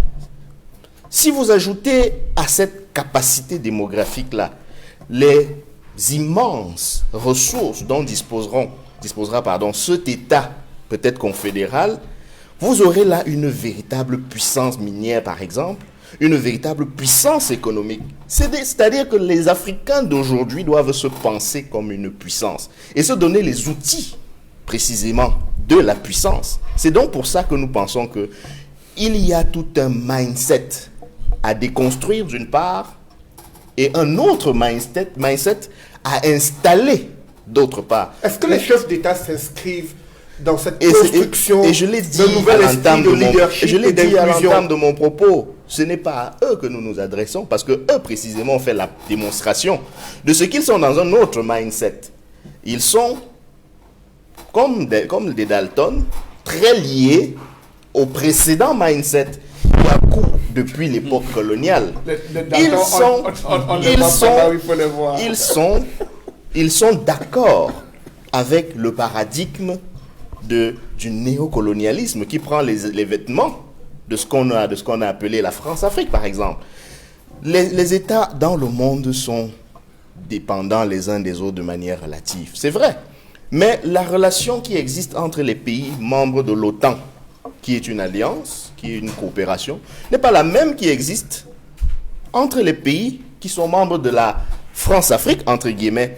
Il y a une polarisation du pouvoir du côté de la métropole et les autres États de ce regroupement-là font office simplement de faire valoir, d'accompagnateurs quand on veut leur donner une certaine considération, en tout cas de réserve, et de réserve de puissance notamment, parce que cela sert à la métropole pour, dans ses rapports maintenant avec les autres puissances du monde, affirmer une certaine puissance, parce qu'elle se dit gardienne désormais de ce précaré, aussi bien celui d'Afrique centrale que celui d'Afrique de l'Ouest. Et le pire, c'est que quand on regarde du côté de l'Afrique centrale, on note qu'en plus d'être d'accord avec ce paradigme néocolonial, les leaders de ces pays-là n'ont aucun cas de leur propre population. De sorte que tout ce qui est possible de faire à leur niveau, sans grandes interférences, cela n'est pas fait.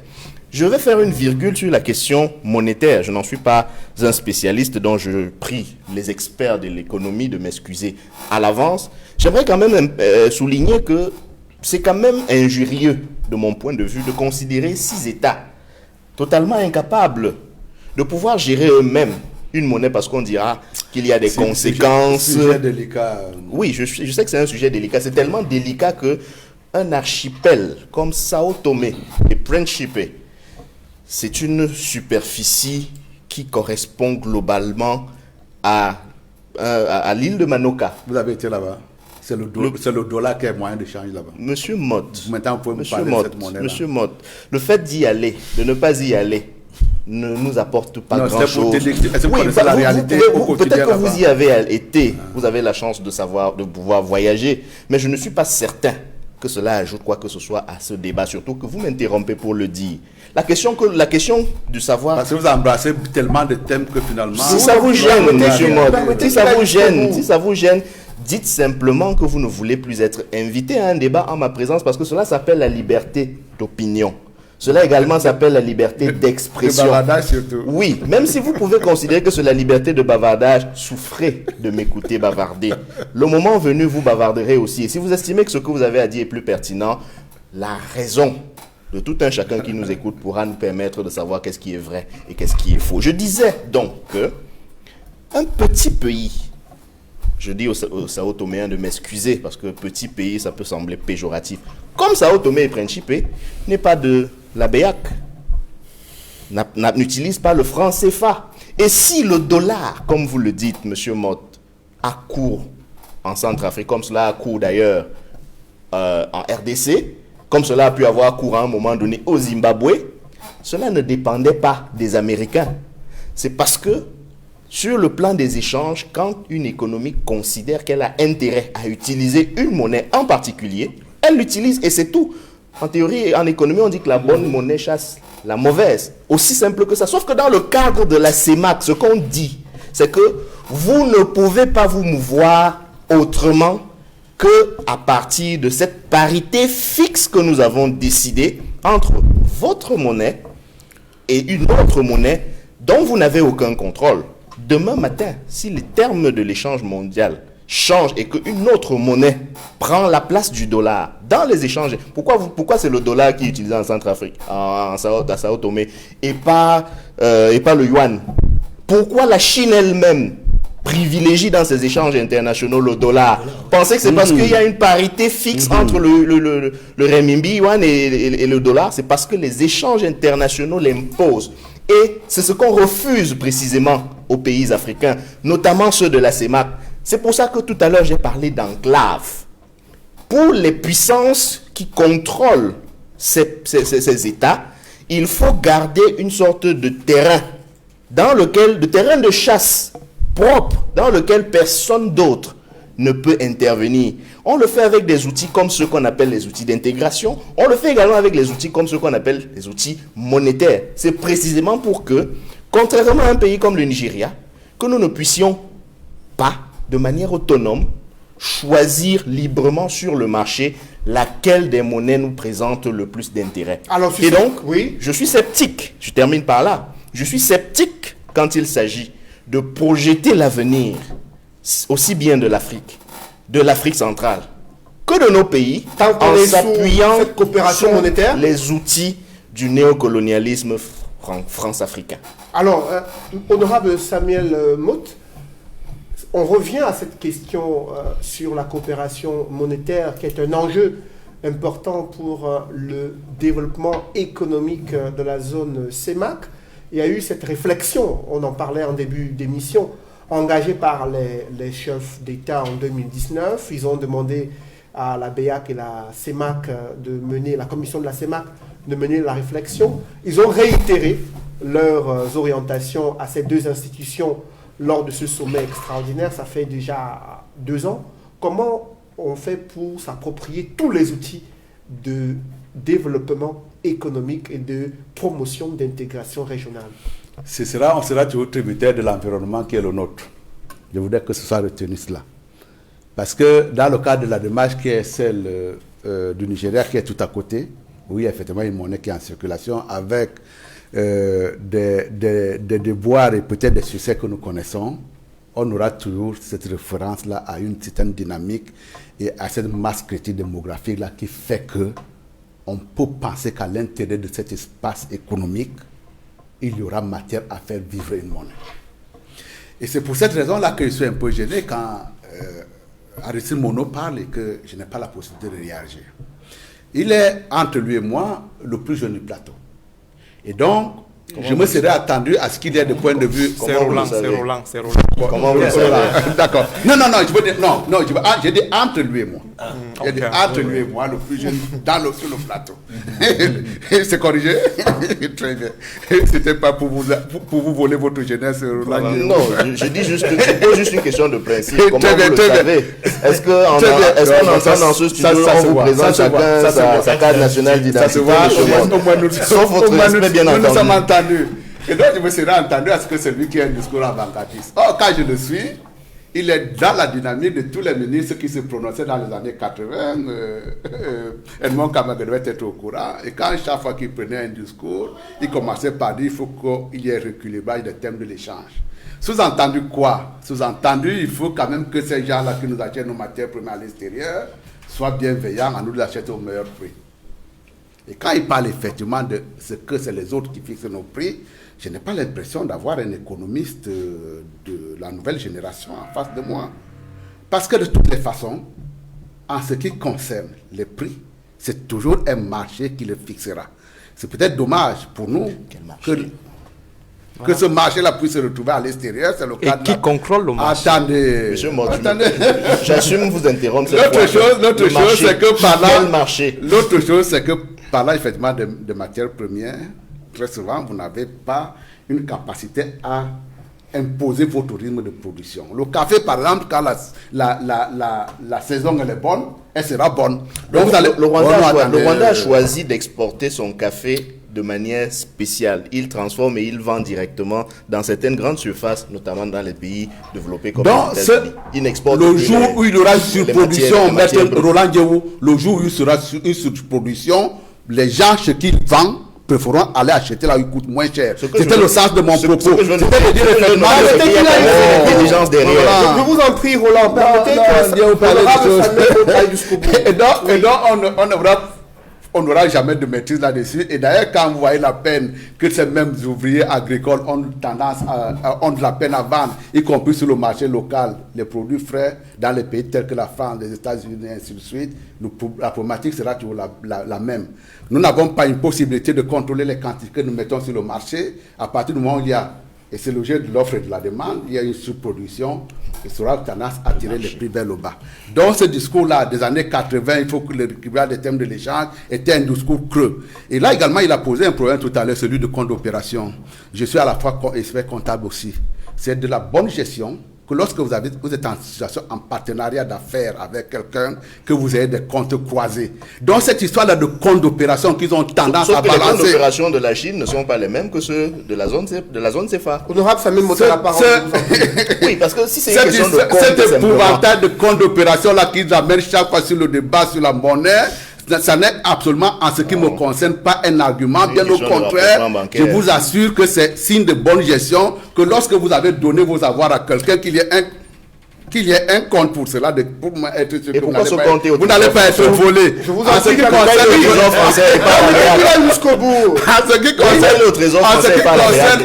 concerne, il n'est même pas la Banque centrale européenne. D'ailleurs, écoutez-moi bien. Il n'est même pas la BCE. Honorable Samuel Motala, la parole. Il nous a habitués à prendre la parole. Je vous en prie, permettez pour que le débat soit intelligible. Regardez bien le sort de ce compte d'opération-là, il a fondu comme neige sous le soleil, n'est-ce pas? Au point où, dans le cadre des accords sur l'éco, on n'avait même plus envisagé son existence. Parce que de toutes les façons, le jour où on aura à décaisser les devises qui sont les nôtres, on les décaissera de toutes les façons. Et également, pour l'économiste qu'il est, c'est également de la bonne gestion de penser qu'on doit avoir un stock de devises. C'est ça qui garantira effectivement notre possibilité à être ouvert sur l'extérieur. On est incapable de gérer notre stock de devises. Pour les problèmes de fabrication de la monnaie, vraiment, je ne voudrais pas insister là-dessus. Bien, très bien. Après, maintenant, vous parlez de la bonne gestion. Hein? Parce que votre question, effectivement, c'était la coopération monétaire qui nous impose à faire un certain nombre de choses. Également, dans le cadre de la bonne gestion, également, ils pensent qu'ils assènent un certain nombre de vérités. Je voudrais seulement rappeler à Roland Diouyou notamment qu'en ce qui le concerne, je considère qu'il est un élément, un acteur majeur de la bonne gestion qui devait s'installer à l'intérieur d'une gouvernance, quelque part à l'intérieur d'une nation. Parce que lorsque vous parlez de problèmes d'alternance, Edmond Kamga, il ne me semble pas que ça a été de bon cœur que Abdou Diouf a cédé le pouvoir à Wade. Il y a une dynamique sociale, politique, qui s'installe à l'intérieur d'une nation qui fait qu'à un moment donné, on peut, s'accrocher sur un certain nombre de valeurs. Les problèmes d'alternance dont il parle ici, les problèmes de gestion dont il parle ici, quand vous avez, là tout à l'heure ils m'ont dit c'est une république qu'est-ce que c'est le thème qu'ils ont étudié, Dalton, mais j'ai comme l'impression également qu'il y a des acteurs dans notre vue publique aujourd'hui qui sont devenus des aventuriers de la célèbre série de Pierre Niquelet, qui chaque fois qu'ils ont entrepris de faire quelque chose, effectivement ça se transforme en désastre. Ce qui fait qu'aujourd'hui que nous aurons une société, demain ou après-demain une société dynamique, c'est également la présence à l'intérieur de l'espace public d'un certain nombre d'acteurs majeurs qui participent également à la régulation. Et dans cet espace-là, l'opposant qu'il est, Roland Diouyou, doit jouer son rôle. Ils se sont affaissés.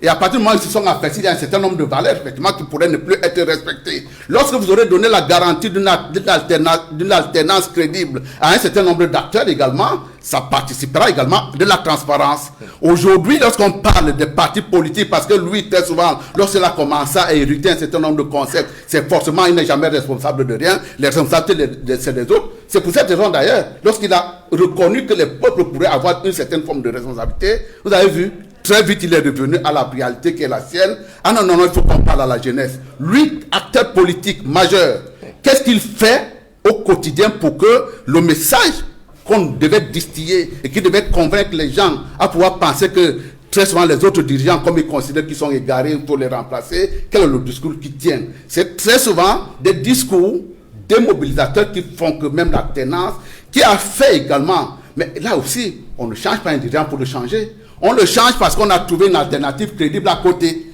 Dès lors qu'on n'a pas trouvé une alternative crédible à côté, on fera avec ce dirigeant-là.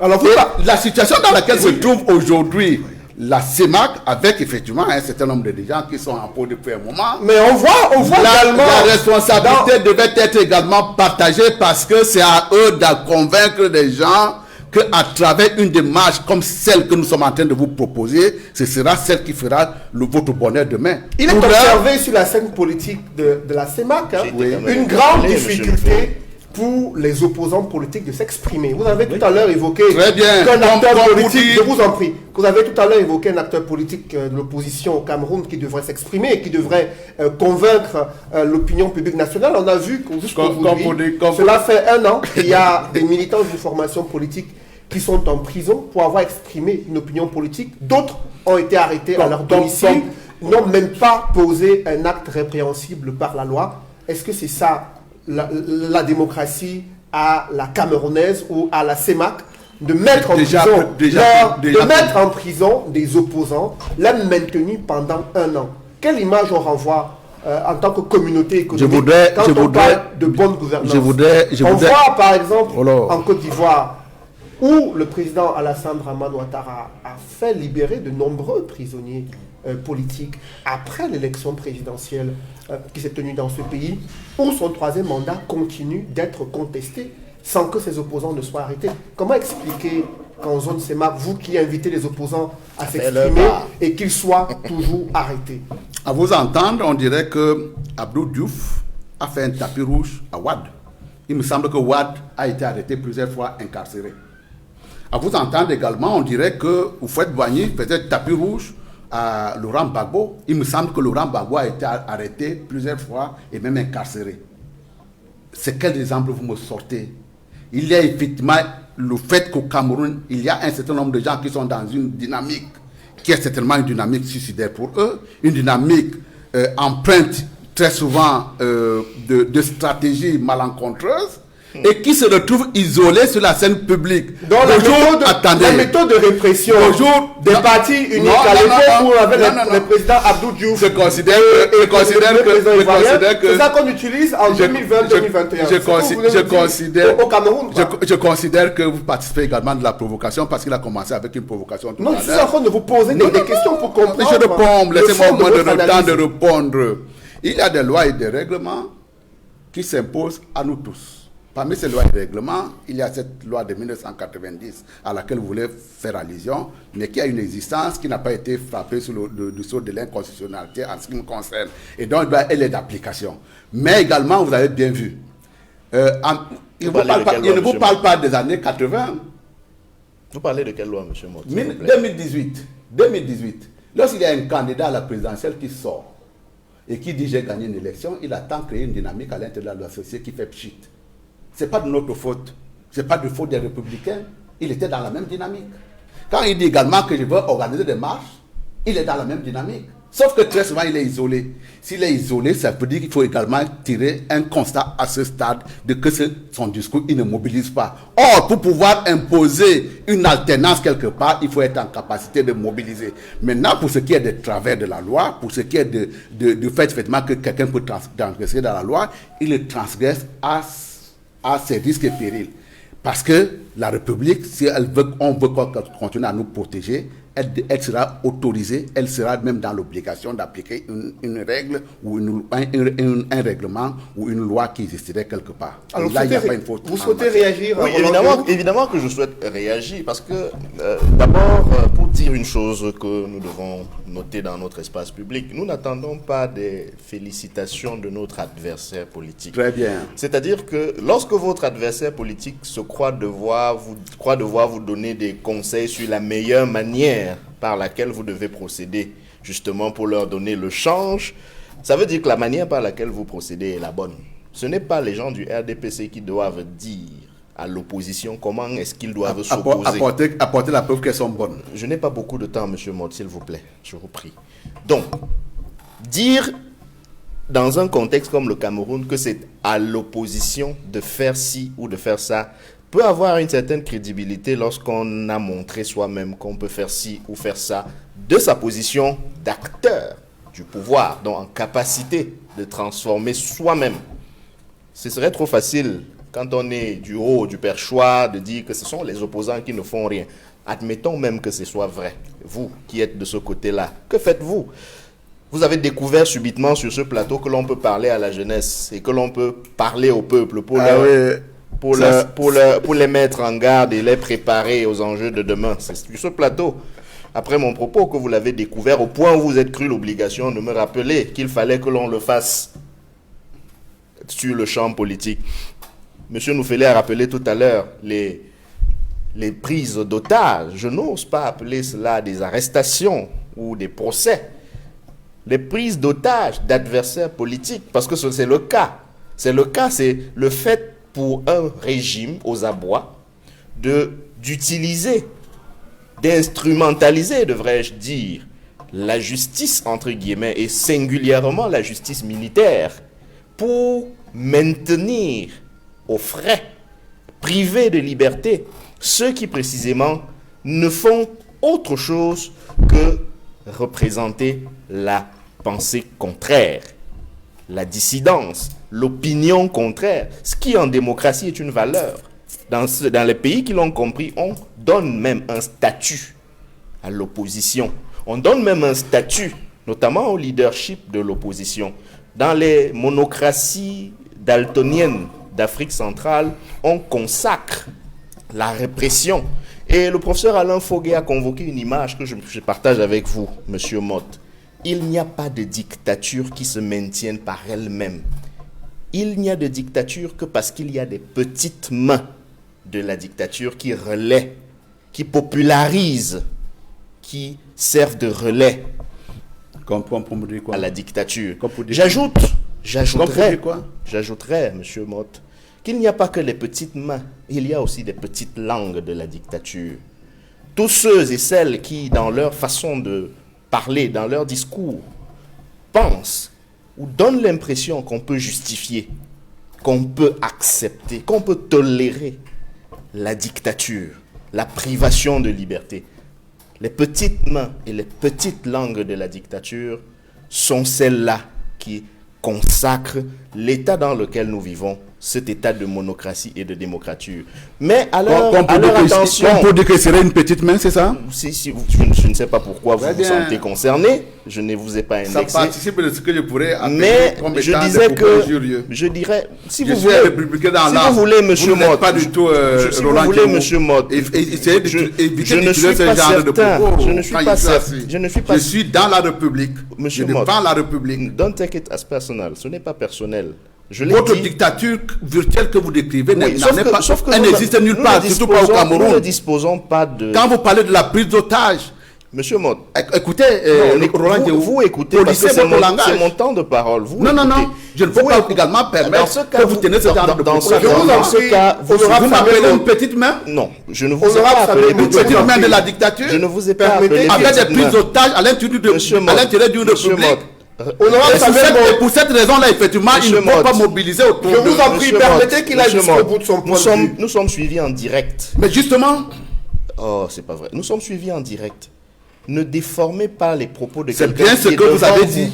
Et je demande effectivement de regarder l'émission. Pas parce que je crois que les gens nous ont bien entendus. Votre petit jeu qui consiste à tirer en large et en long. Là aussi, je suis revenu dans le petit jeu. Des propos qui sont pourtant très clairs pour leur faire dire, les petites mains, pour leur faire dire ce qu'ils ne veulent pas dire. Cela vous engage. Je me suis exprimé de manière calme et je crois claire. Je l'ai dit et je ne le répéterai pas parce que je crois que c'était très clair. Je dis donc ceci. À l'époque du nazisme, quand le procès de Nuremberg a eu lieu, certains ont dit nous obéissions aux ordres. Les petites mains de la dictature pourraient le dire. Le nazisme. Mais le pire, c'est pour ceux qui, par leur discours, parlant de son propre pays, une république dans laquelle il a une liberté d'exprimer tel qu'il est en train de le faire en ce moment, il parle de nazisme. C'est pour ceux qui, par leur discours, se seront fait les chantres. Chapeau. Ce que j'ai appelé tout à l'heure les petites langues de la dictature. Alors, on parle d'environnement. Je finis simplement en disant que nous sommes dans un environnement où la démocratie est l'exception et même la démocratie est une insurrection. Donc, dans un environnement comme celui-là, je réitère mes propos de tout à l'heure, les peuples d'Afrique centrale et celui du Cameroun en particulier doit savoir que c'est à lui et à lui seul de prendre son destin en main et de se sortir aussi bien de la malgouvernance que de la domination. On parle d'environnement. Suivi dans votre démarche. On parle d'environnement juridique. Votre qualité d'homme politique. On parle d'environnement juridique, honorable Samuel Maud. Les chefs d'État en ont parlé, puisque il y a des critiques sur l'environnement juridique, Edmond Kambia, ils ont pris l'engagement d'accélérer l'amélioration du climat des affaires en procédant à l'assainissement de l'environnement juridique pour renforcer l'attractivité de l'espace communautaire. Est-ce qu'on perçoit là, à travers cette recommandation des chefs d'État, une prise en compte des critiques formulées sur l'environnement juridique en Afrique centrale, à la fois préjudiciable pour les milieux des affaires, mais préjudiciable également pour des acteurs politiques? Oui, tout à fait. Je crois que c'est tout à fait dans la responsabilité des dirigeants africains de prendre une mesure comme celle-là. Parce que les problèmes étaient déjà devenus graves. Pas seulement au Cameroun, mais dans d'autres pays de la sous-région, où on a noté les hommes d'affaires, les capitaines d'industrie et autres, les investisseurs privés nationaux et internationaux, ont noté une insécurité non seulement juridique, mais une insécurité judiciaire. Lorsque la justice est instrumentalisée dans un climat d'affaires, cela n'augure rien de bon pour l'investisseur, qu'il soit national ou international. Parce que vous n'êtes pas en sécurité.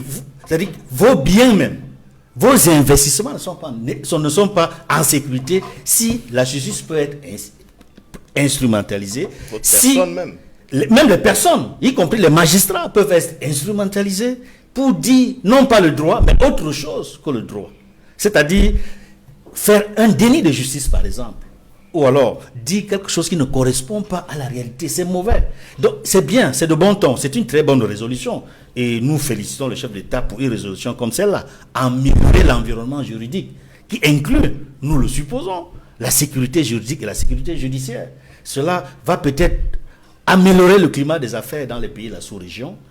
Mais tant qu'un certain nombre de mécanismes ne sont pas mis en marche pour améliorer la tension sociopolitique, je pense que le climat d'affaires va de pair avec la détente politique. Tant que les deux ne sont pas liés, les investissements ne sont pas en sécurité. Parce qu'à tout moment, il peut y avoir des manifestations, il peut y avoir des troubles à l'ordre public, et les investissements connaissent des conséquences gravissimes. C'est pour cela que moi, personnellement, en tant qu'analyste, je pense qu'il faut toujours lier le climat des affaires au climat sociopolitique. C'est la raison pour laquelle nous pensons qu'au Cameroun, dans le contexte que nous vivons depuis un certain nombre d'années, depuis 2018, et même avant, depuis 2016, avec la crise anglophone, il y a une forte tension sociopolitique. Je ne parlerai même pas de guerre, parce que quand je parle de la crise anglophone, c'est peu dit, c'est la guerre. Nous sommes en guerre dans le nord-ouest et le sud-ouest depuis 2017. Ce n'est pas seulement une tension. La tension est sociopolitique, peut-être dans les régions francophones, mais dans les régions anglophones, c'est la guerre. Il faut en sortir. Quand à cela se double la crise sanitaire, mais nous sommes dans une situation très compliquée. C'est pour cela que les chefs d'État veulent sortir des crises de sécurité sanitaire. Mais pour cela, il faut aller plus loin, il faut poser des actes. C'est les actions que nous voulons aujourd'hui. Et quand je parle de tension sociopolitique, je pense à la 150aine de personnes, de militants de formation politique qui sont en détention. Qu'est-ce qu'ils y font?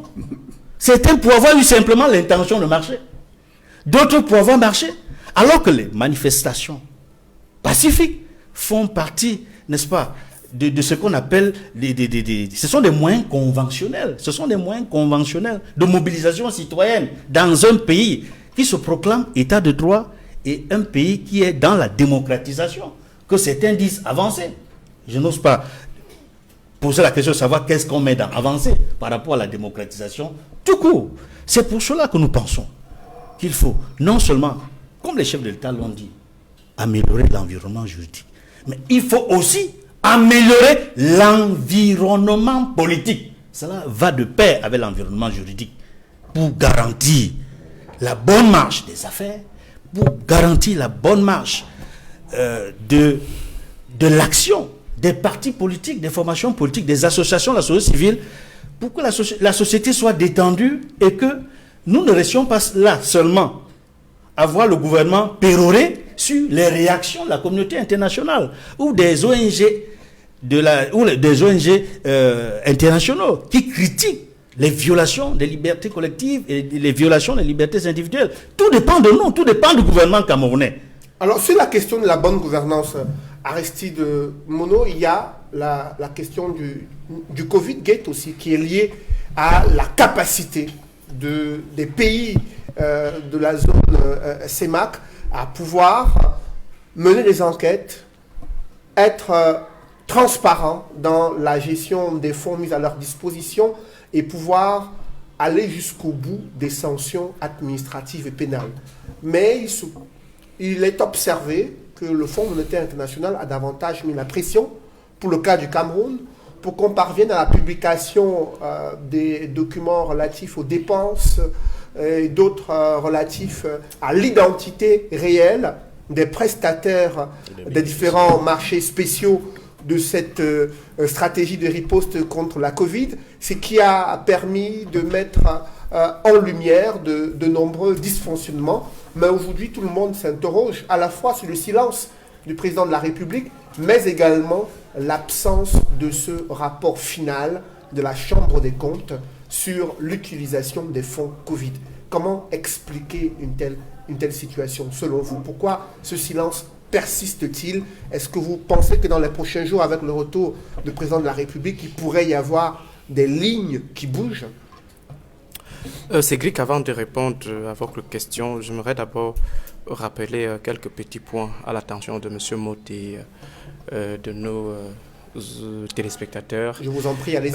Il a parlé d'un discours caduc, donc une appréhension caduque de la question d'intégration dans la zone CEMAC, en revenant sur les discours des années 80.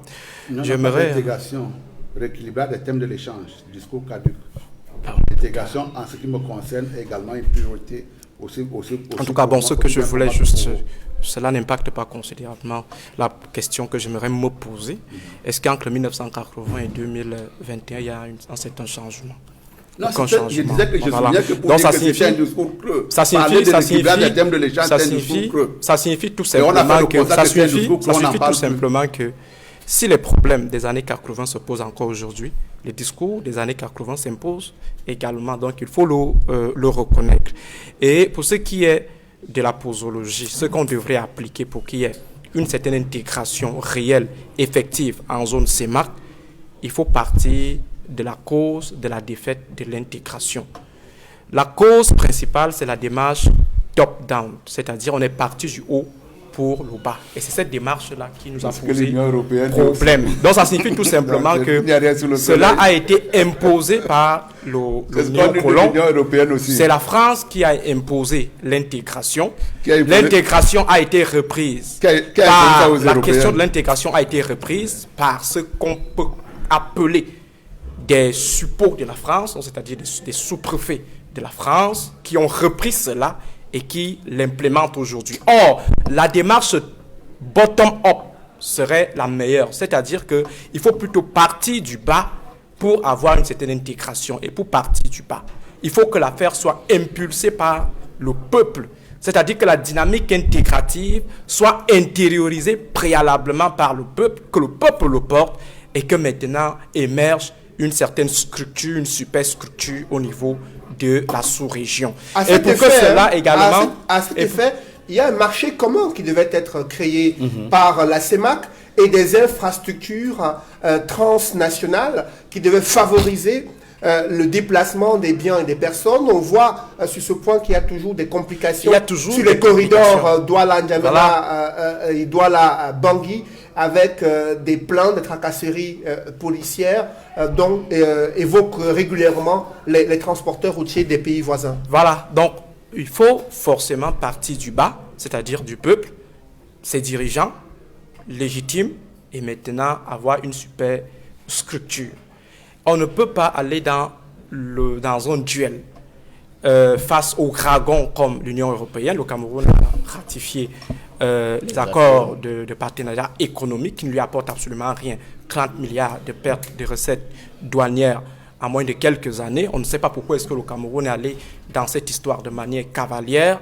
Donc il faut qu'il y ait une certaine dynamique souverainiste qui est cultivée au niveau du peuple, cultivée au niveau également du leadership, afin de contrer la répression politique, monétaire ou économique qui est imposée par le néocolon, parce que la France n'aura en aucun jour un intérêt particulier à voir son précaré s'évader.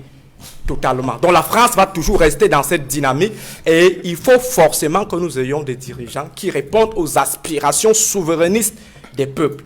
Pour ce qui est du Covid-Gate, je pense que c'est la 3e fois que je m'explique sur la question, que je me prononce sur la question. Je vous ai parlé du dilemme du prisonnier. Les prisonniers n'ont aucun intérêt, du dilemme du prisonnier. Ceux qui se retrouvent en situation d'indélicatesse n'ont généralement aucun intérêt à sacrifier leur père, à sacrifier tout simplement leurs camarades. Pourquoi est-ce que l'ogre dominant devrait sacrifier ses enfants, étant donné qu'en face, il n'y a pas toujours cette notion de accountability et d'accountability.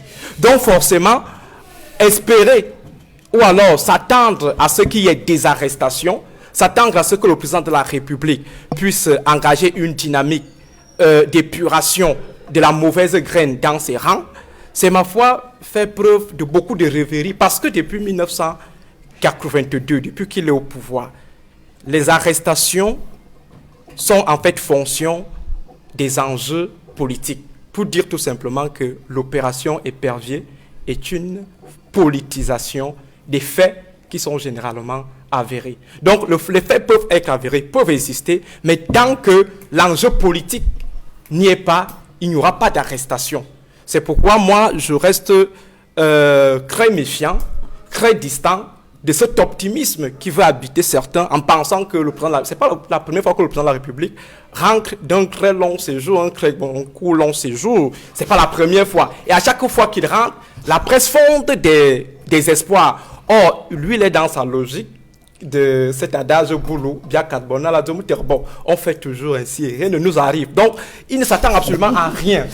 Moi, je ne sais pas pourquoi est-ce que ça fait plutôt bruit. Alors, ce qu'on devrait plutôt savoir, c'est que pour qu'il y ait une certaine dynamique développementaliste dans notre sous-région, dans notre pays, il faut forcément mettre le peuple au cœur du développement. Malheureusement, ce peuple ne comprend pas encore ces enjeux, parce qu'il se laisse encore emporter par la comptabilité des origines ethniques de ce qui pose les problèmes, cette arithmétique des origines sociologiques de ce qui pose les problèmes. C'est pourquoi il faut procéder à une éducation, faire comprendre aux masses que le président Paul Biya ne peut être fort que si il a le peuple derrière lui, Idriss Déby ne peut être fort que s'il a le peuple derrière lui. Mais s'il estime que, après un dialogue, il doit plutôt aller rendre compte à M. Macron, forcément, il met Macron au-dessus de son peuple. On doit donc rappeler au président de la République, ce n'est pas Macron qui vous a élu, c'est plutôt le peuple camerounais. Et il faut venir rendre compte au peuple camerounais. Maintenant, s'il ne rend pas compte au peuple camerounais et qu'il continue de rester au pouvoir, sachez tout simplement qu'il tire son pouvoir d'ailleurs. Alors justement, le président de la République s'est exprimé sur cette belle cérémonie de tirage au sort de la CAN, honorable Samuel Motte.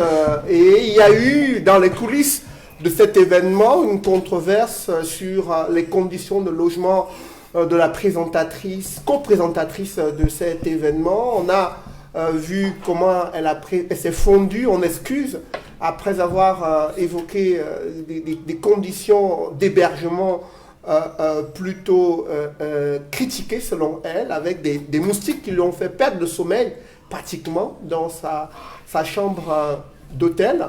Vous êtes député, vous savez de quoi il s'agit, vous avez suivi cet événement de près. Comment vous réagissez à cette actualité, à tout ce qui est autour de cette cérémonie de tirage au sort et cette controverse qui a été soulevée juste après l'événement? C'est une controverse qui n'a pas duré bien longtemps parce que je crois que l'auteur du tweet s'est platement excusé. Mais est-ce que le problème n'est pas pertinent sur les conditions je voudrais en venir à travers votre direction que vous me donnez pour aller parler de foot alors que Aristide Mono venait de parler tout à l'heure, vous voulez le couvrir pour qu'il ne lui dise pas 2 ou 3 trucs. Je voudrais quand même en profiter pour pouvoir lui dire, quand il dit effectivement c'est la CEMAC des dirigeants et non pas la sémence des peuples. C'est exactement les mêmes propos que Mélenchon tiendrait sur ce plateau ici parlant de l'Union européenne.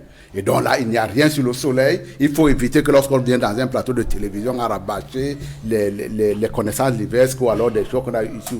Là également, je suis totalement... Mais là, vous êtes très poli. Oui, mais je lorsqu'il s'agit mais justement, Roland, non, mais je voulais effectivement pour intimider les gens sur les plateaux, c'est ça? Je vais arrêter. À ce stade. Je vais arrêter à ce stade. Et c'est pas pour rien. Et c'est pas pour rien que vous êtes assis côte à côte. Je crois évidemment que dans le cadre de votre proximité, vous avez beaucoup de choses en partage. Effectivement. Vous avez beaucoup de choses en partage. On a une proximité sociologique. Maintenant, ce qu'il faut retenir, effectivement, c'est que je crois qu'il y a eu une belle cérémonie qui nous a été offerte. Il peut y avoir des incidents ici ou là. Et ce sont des incidents auxquels on peut adosser un caractère fondamental. Il me semble que c'est vraiment un non-événement. C'était désagréable peut-être effectivement de courir derrière les moustiques, mais dans le cadre de ce qui va se passer après, l'essentiel, ce sera focus sur la compétition qui finalement elle se tiendra. Je souhaiterais que Roland Ndiaye l'applaudisse, et il se tiendra au Cameroun avec certainement un décalage, mais il se tiendra tout de même. Mais là également, moi je veux m'attarder, vous prenez un tweet d'une dame, c'est tellement désagréable par la suite parce qu'également il faut savoir respecter ses autres. Mais là également, je crois que de la vie de tout le monde, les gens s'attendent à passer une bonne CAN au Cameroun l'année prochaine. Et là également, de manière unanime, la cérémonie de lancement a été saluée. Alors, Roland Ndiaye, il y a le Cameroun qui est logé dans une poule où il y a beaucoup d'inquiétude et d'optimisme. C'est le sentiment mitigé de certains Camerounais après cette cérémonie de tirage au sort. Est-ce que vous pensez qu'on pourrait réaliser un exploit retentissant lors de cette compétition? Jacques Attali, lors d'une conférence qu'il donnait à Polytech Paris, disait qu'il y a des questions qu'on pose aux téléspectateurs et d'autres qu'on pose aux acteurs sur le terrain.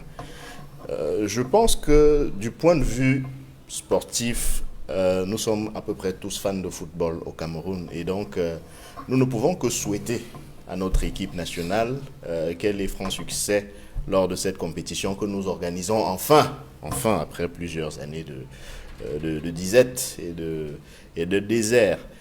Pour revenir un peu sur la cérémonie, je crois aussi qu'il faut dire que c'était une belle cérémonie.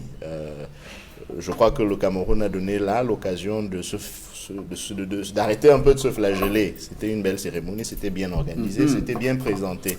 Tu progresses. Je termine en disant à M. Motte que précisément le fait d'être républicain, c'est de savoir dire que ça ne marche pas. Et quand on dit que ça ne marche pas, ce n'est pas une inimitié. Si j'avais dit que la cérémonie était mal organisée, ce ne serait pas par inimitié, ni pour M. Motte, ni pour ceux qui ont organisé. C'est la réalité qui nous est donnée à voir.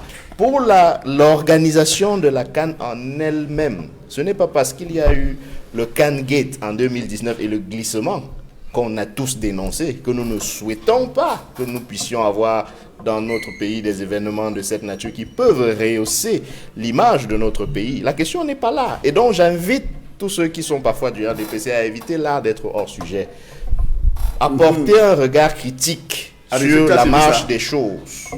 Porter un regard critique sur la marche des choses ne veut pas dire que nous sommes contre le fait que ces choses puissent avoir lieu et contre les gens qui font cette chose-là. Au contraire, ça devrait les aider à améliorer la qualité de ce qu'ils proposent et améliorer donc par voie de conséquence l'image, l'aura que devrait avoir le Cameroun, parce qu'il est descendu très bas par rapport au niveau où il mériterait. Et ce Cameroun, Edmond Kanga, est-ce qu'il est prêt en matière conditions d'hébergement, conditions de salubrité, accès aux différentes infrastructures sportives, exposition des sites touristiques pour pouvoir présenter le Cameroun, Afrique en miniature? Après cette cérémonie de tirage au sort, qu'en pensez-vous? La cérémonie a été belle, ça, il y a unanimité là-dessus. Mais vous avez vu ce que la petite controverse sur le moustique dont a parlé notre conseiller nigérian a créé sur la toile. C'est pour vous dire que sur les questions d'image, il faut faire très attention. Et le Cameroun ne fait pas suffisamment attention à son image. Lorsque les critiques sont formulées en vue de rechercher des solutions. Ceux qui critiquent sont considérés systématiquement comme des opposants, même s'ils ne sont pas militants de formation. On a le droit d'être opposant. Oui. Ben voilà. Pourquoi ça pose Non, pas au Cameroun, monsieur Prenez mon temps de parole encore. Pas au Cameroun. Certains sont en prison pour ça. Cela signifie qu'il faut prendre en considération les critiques qui sont formulées, et surtout lorsque ces critiques sont légitimes. L'image du Cameroun, ce ne sera pas seulement le moustique dont a parlé notre consoeur nigérien. Parce qu'effectivement, il y avait un moustique. Quand elle s'est excusée en faisant un peu de l'humour, cela ne veut pas dire que le problème ne se pose pas. Cela signifie que Il ne faut pas casser le thermomètre. il y a un effort de salubrité qui doit être fait au niveau de nos hôtels qui vont abriter, n'est-ce pas, des milliers, n'est-ce pas, d'étrangers qui viendront pour la CAN.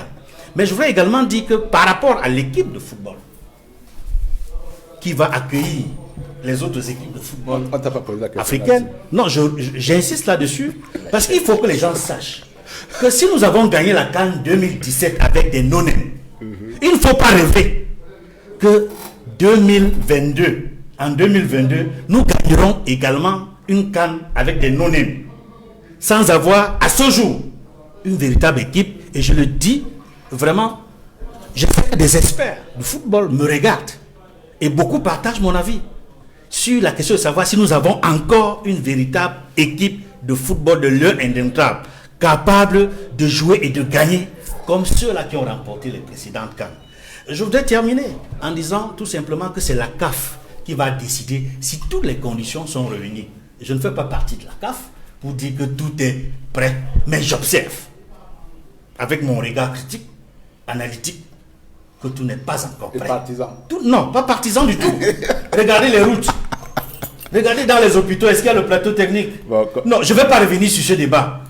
S'il fallait revenir sur tous les critères de la CAF, on ne serait pas prêt. Mais, puisque l'affaire est devenue de plus en plus politique, et j'ai écouté le discours très diplomatique du président de la CAF, Patrice Motsepe. Patrick Motsepe, et je vous assure, j'ai beaucoup aimé, n'est-ce pas, le côté diplomatique de son discours, qui encourage le Cameroun et nous rassure que on va faire cette CAN, ce sera une grande CAN. Je le souhaite. Alors, parce que c'est mon pays. rendez-vous pris en janvier pour cette grande messe du football africain qui se joue au Cameroun. Merci, messieurs, honorables Samuel Motte et Edmond Kambia, d'avoir participé à ces débats. Merci également à vous, Aristide Monod et Maître Roland Diou. Mesdames, messieurs, c'est la fin de cette émission. Merci de l'avoir suivi et merci de rester sur Equinox Télévision.